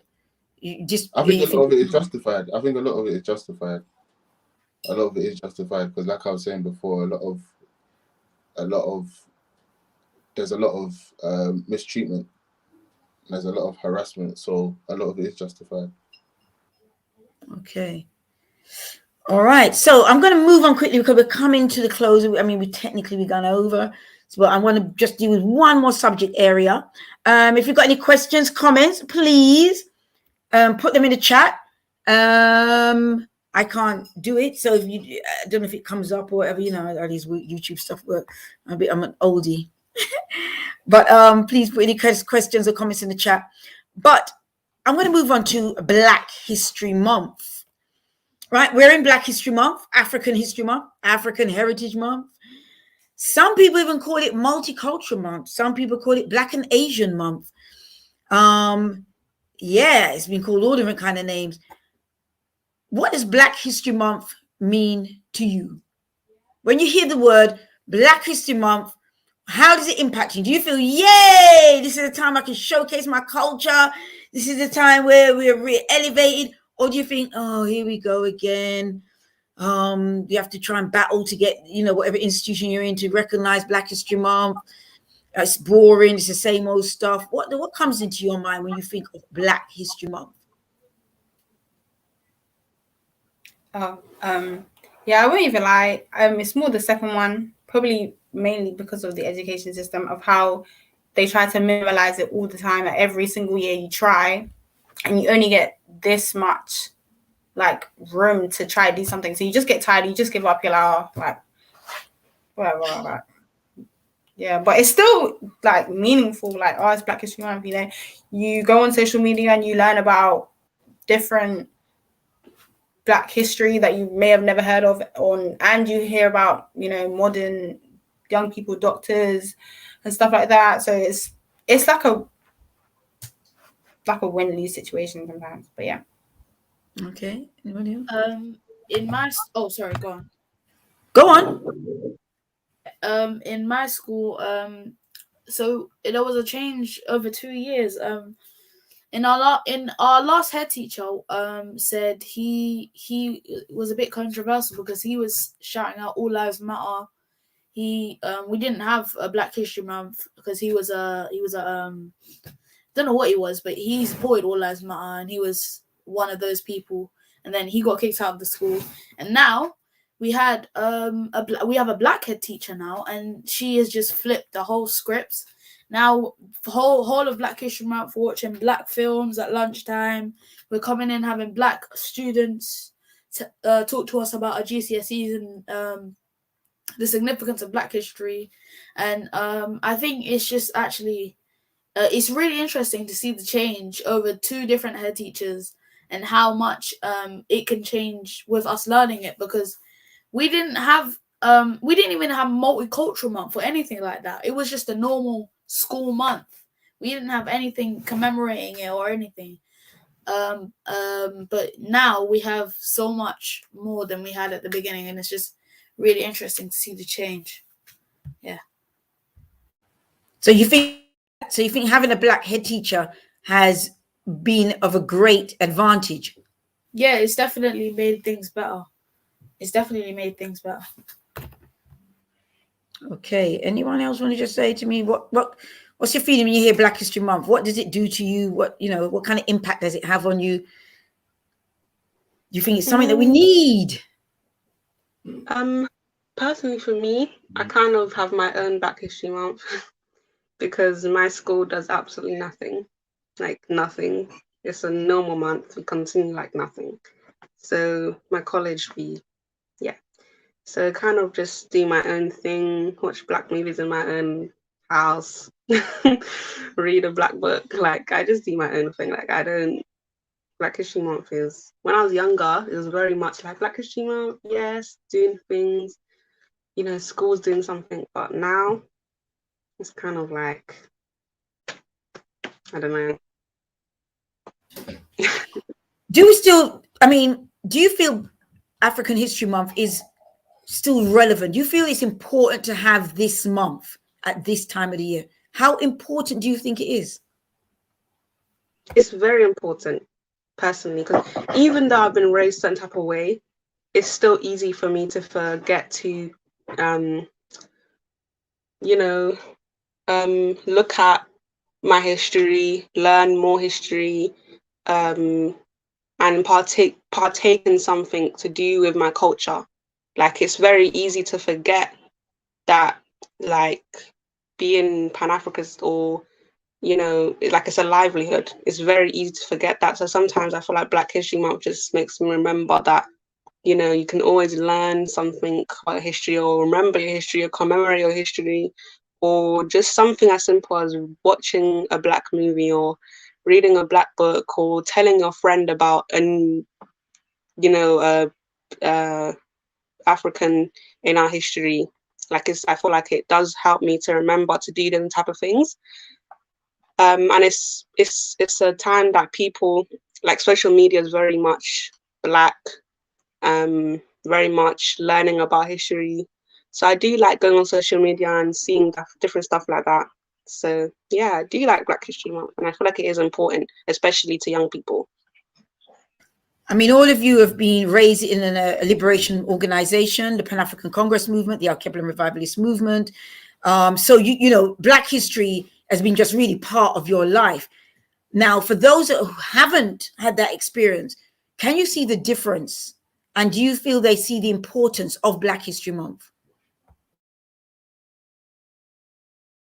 I feel like yes, they see the importance, and they not even just Black History Month. I think Black history in general, like they just see the importance of knowing your history and stuff like that. Like sometimes when I talk about my history and my friends are like, "Wow, like it just makes it like you just sound like you know yourself even better. Like you obviously you know yourself, but to other people, it's like, wow, she's really confident in herself. Like she really loves being Black and etc. and she loves her people and etc. So I feel like not even just Black history, like Black history just in general, like just knowing your history and appreciating it and stuff like that and learning about it is important for those that didn't really. Yeah, I agree. I feel like not just only in Black History Month, but every day in life, I feel like knowing your history and knowing who you are, it really like gives you an advantage on life. Like, and our peers or my peers will see that.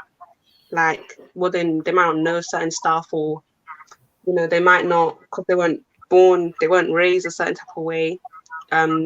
So like me, knowing myself and knowing my history and knowing certain things, it really does give me an advantage, and it really does make them look at life differently and make them want to learn about their history. So it's a good, like, an advantage. Like even for me, when I was talking about the year 13 who came into my class, it was like everyone was actually really interested in what he was saying, because he was talking about one of his his Black male mentors, and it was like everyone was fascinated, like oh, I didn't know about this person, I didn't know. And it was just like, it was good to see a lot of my Black friends who don't really know a lot about their own race learning about their own race and learning about the beautiful things and the wonderful things that we can do. Yeah. Do you evangelize your friends? Do you share, not just in Black History Month, but do you share your knowledge, your experience, and you know, how do they respond to it? I mean, Materta kind of just touched on that a little bit, and even Canadian. Yeah, well, yeah, it is. Some of my friends, I told them about my way of life, and they're interested in it. Yeah, but a lot of my friends are born and raised Christians, so it's gonna be hard for to get them on any different side. But they at least find it interesting, and it's good that they know, because knowing is the first step. So yeah. Tendamore.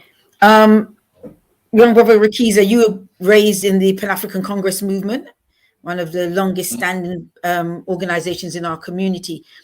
Do you feel growing up in an organization has been an advantage to you or disadvantage?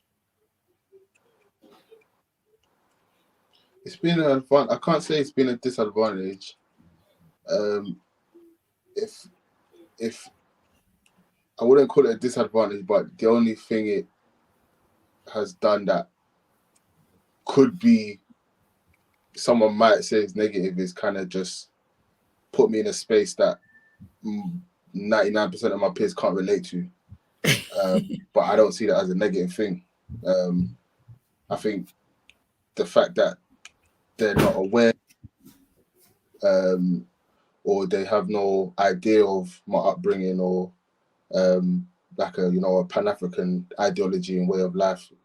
I think that's a negative thing.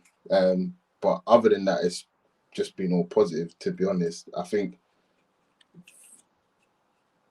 the one thing that my upbringing has given me is a sense of self.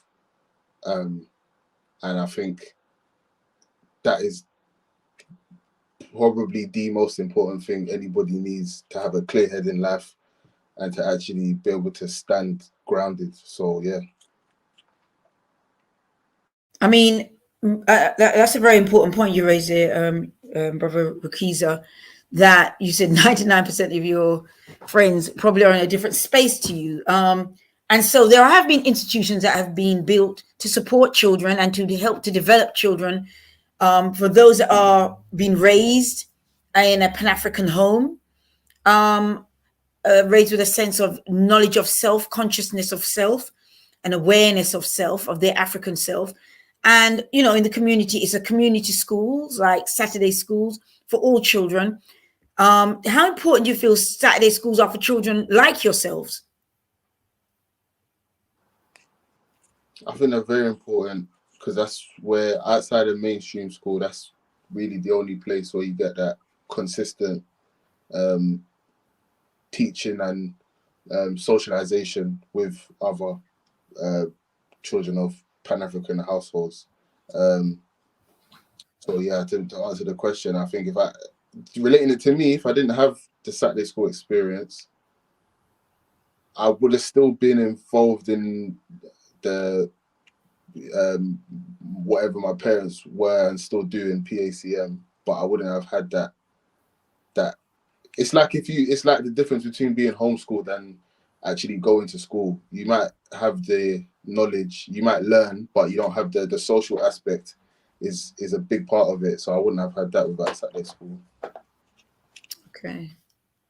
Yeah, and it's kind of like that for me, because if I never went to Saturday school, there would have been a lot of friends that I wouldn't have right now. Like a lot of people who can relate to the situation I'm in, because like with my friends, there's literally no one who I really talk to that knows like about this way of living. And it's just like, if it wasn't for Saturday school, then I would have been just the only person who goes by my own way of living that I know. And it's just like, it's a bit it can get a bit lonely, but yeah, it's good because of Saturday school, because there's always a couple friends I can call up, even though a lot of them have moved away and I'm just the only one left.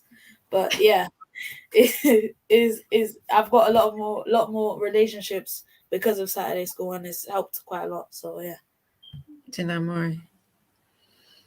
Anything from the young women? Ladies? All of my good relationships have been from Saturday school. So I'm forever indebted to Saturday school, because they've given me my most meaningful friendships. Like Miradi said, it helps a lot because they have lived my way of life, and we agree on a lot of things. We're like-minded, so this type of my livelihood is not as lonely, like Miradi said. I'm not the only one that thinks like how I think and looks at the world the way I do. Because if I didn't go to Saturday school, like Minati said, none of my friends I wouldn't have been able to relate to anyone. So it really was important for me to have those friends that I could go back to and that are closest to me, because they relate to me the most and know what it is to be raised African-centered. No worry. Oh yeah, I completely agree with everything Kennedy just said. But I feel like it also like grounded a stronger sense of self within me. Like I know, like no one, because like I know what I'm talking about 9 times out of 10, like stuff like that. And Yeah, and I feel like just even being like 6, 7, you're in mainstream school from 8 to 3, 5 days a week, and then one day you finally get to be around your own people, you know, children your own age that look just like you, and older children that like everyone looks just like you, like to the T. Like no one was even, I didn't think we had anyone like mixed race. Like everyone looked just like me. Like I feel like that really boosted your confidence, and you could go there. It was like a safe space that you could go and talk about any school problems you had, and I had this with this teacher, what should I do? Mom's not listening to me. Like it was like a safe space. So yeah, forever grateful. Definitely. And that's important. You want to hail up all the Saturday schools. Yay, Alkebu-Lan Revivalist Movement, Alkebu-Lan Academy of Excellence, Afrika Bantu Saturday School, Nubian Foundation School, Marcus Garvey School, what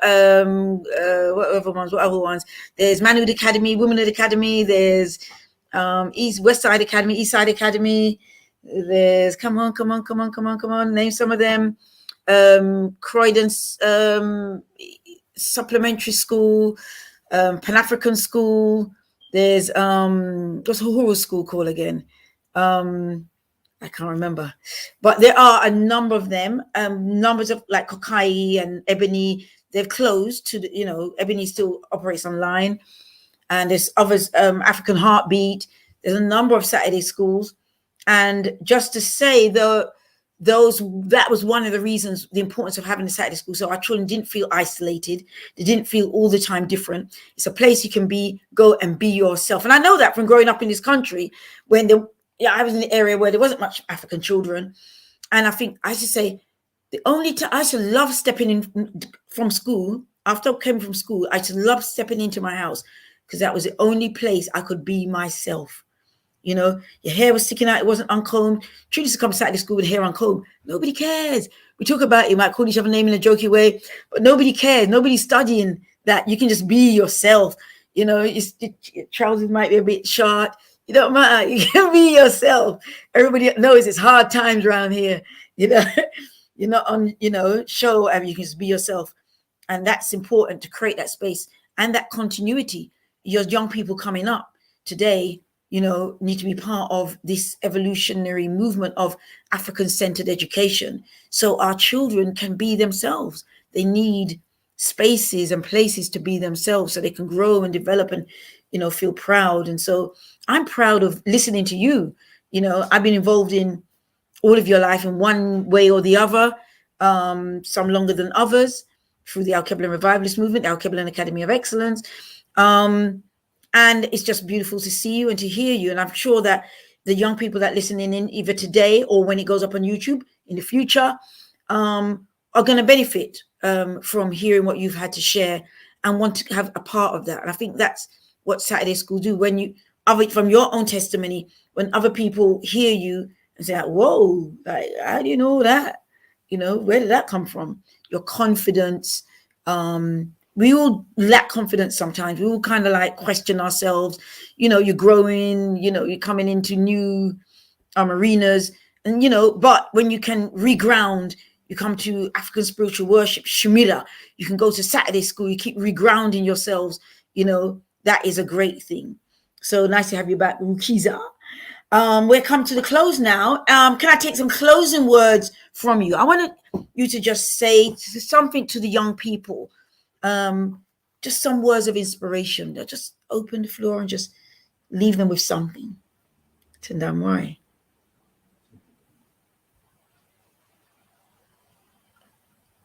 Everybody's silent now. Everybody thinking they got to say this deep something. Just any words of inspiration. That it's never really too late. That you can like to get to know yourself, to get to know your history. Like it's never really like you don't have to be 12, 13 and you're there reading, even 15, 16, you're there reading a status record, the autobiography. You can be 21, 22. Like it's never really too late to ever want to start to get to know yourself better and stuff like that. Read as per usual, watch movies, but watch it with like don't watch the movie just to watch the movie. Like watch it with like a critical, like what the director trying to portray with this and that. Like don't just watch it. Like really don't take anything for face value, basically. Because Namari, thank you, Materta. And can I have some other comments for the young people that might be listening in? I would say don't feel like you have to change yourself for security. Don't change the way you are just to make yourself feel safe. Be who you are and be proud of who you are. Because you shouldn't have to change anything about you. Yeah. Give thanks for that, Munyarazi. Thank you. I would say just try and learn your history. Stay black. Don't lose yourself in this pandemic. And yeah. Thank you, Tanamori. Last word from Rikiza. I would say learn who you are, learn who your people are, learn where you come from, so you understand better where you're trying to go. And once you learn who you are, then it's the time to express yourself freely and just be yourself every room you go in and everywhere you go and in everything you're doing and in everything you're saying. Tanamori, give thanks for that. So strong words of inspiration there. Wow. The message is be yourself. Learn, grow, develop. It's never too late. It's never too late to learn about your history and your culture. Conscientize yourself, because by doing that, you will become stronger. You will become more confident. You become more self-assured. That's the word. That's what I'm hearing from the young people today. And you look very self-assured. You will look very confident.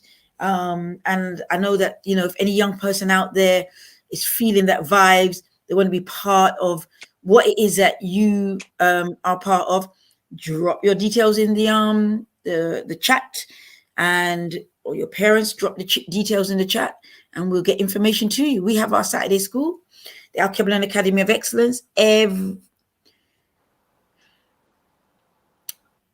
Alkebu-Lan Academy of Excellence presently is twice a month, usually every week. 1 week is online, 1 week is face-to-face. We're doing trips until the building is refurbished. That's what we'll be doing for a while. But I said, we're in East London. Some people are maybe too far. Find out where your local Pan-African Saturday school is. Not any old Saturday school, one that is focusing on culture, history and culture. From the testimony of these young people, that was very vitally important. And you can see from there how they've analyzed and shared their observations on the different subject areas that we've addressed today. You can see that these are young people that can think, can speak up for themselves, and, you know, you can do the same. So in the chat, I'm sure that you'll get more details to hear. Leave your email addresses. I think when you log in, maybe, I'm not sure. Leave your email address if you, no, I don't know if you can leave your email address at the YouTube, but take our contacts. Our contacts, I'm sure, is in the chat. Let me give you the number out: 07908 814152 or www.alkebu-lan.org. Alkebu-Lan at the top of the screen there. Alkebu-Lan.org. That's the webpage. You can get more details, what we're doing, and especially what we're doing for this Black History Month. Looking forward to seeing more and more of you. Thank you so much for your participation. Unfortunately, young brother Mari wasn't able to finish off with us. Well, thank him for his participation at the earlier part of our discussion. And I'm looking forward to doing some more work with you all in this area. Tendai Mwari. On Sunday, please log in to the history of Black History Month. Sowing, I think it's called Sowing the Seeds for Revolution. Shakara will be doing a really dynamic presentation. If you don't know anything about Black History Month, that is a place to be. If you want to know about the history, and you want to know not just the history of the month, but where we're going to take our future, then log on to that session. The details should be in the chat, or it may come up on the screen right now. The history of Black History Month, Sowing the Seeds for Revolution. Brother Leader Bandaka will also be doing a presentation at the end of the month, and I know it's in conversation with young people. So I'm looking forward to that. Again, the details will come up. Queen Mother Nzinga, we'll be supporting that this Saturday. She is doing an event, and it's taking place in Croydon. Let me just get those details up. If it's not in the chat already, I'll bring those details up for you. And this is in honor of some of our great elder sisters. And the event is entitled, let me bring it up, sorry. Right. No, that's not it. But it's honoring three sisters. Mami Lindiwe Sele is one of them. Right. I'm not sure why it's not coming up. I lost it. Here you are. A celebration of three elder sister activists. We don't celebrate our women enough. This is a great opportunity to celebrate these women, these mature women who have given their lives to our community, our liberation. Auntie Lindiwe, Gerlin Bean, and Dahlia Sterling. This event is taking place at 4:00 at Pollard's Hill Youth Centre, South Lodge Avenue, Croydon 1LT. Contact number 07908 950 and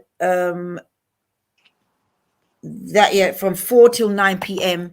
we're honoring three elder sister activists, and we want to honor them before they pass away. There we are. There's the details for Black History Month, sowing the seeds of revolution. Looking forward to that presentation. Shakara is going to blow up some really important information, how we can use history, how we need to use history to take us forward. We don't want to just live in the past. The past is good. Everybody goes into the past. There's time you play music when you're a child, when you're an adult, and you be like, oh, I remember that tune. Oh, I remember those good old days. Even when you're like 16, you still go, oh, I remember that. And there's nothing wrong with the past. The past is important. It's beautiful. But there's past that we're not even aware of. We only read about it. But it empowers you, makes you feel great, makes you feel strong. But what do we do with that history? That, I'm sure is what Shakara is going to be touching on, sowing the seeds for revolution. So sisters and brothers, it looks like it's going to be a brilliant Black History Month, and there's so much other things taking place in the community. Please log into those events, because a lot of the time, people have taken the time to put it together for you. Please attend a number, try and attend as many events as you can for this month. Make this month special, because it is our month given to us by African people. Come to Black History Month, sowing the seeds for revolution. In this unique presentation, we explore the history and purpose of the celebration of Black History Month in USA, UK, and take a deep look at how a proper understanding of history can and must inform and inspire the future aspirations of African people. So, sisters and brothers, this is it for Alkebu-Lan Academy of Excellence Lion Story. I hope you've all enjoyed it, and I'm looking forward to seeing you or engaging with you for the rest of the month. Tendai Mori. Tendai Mori.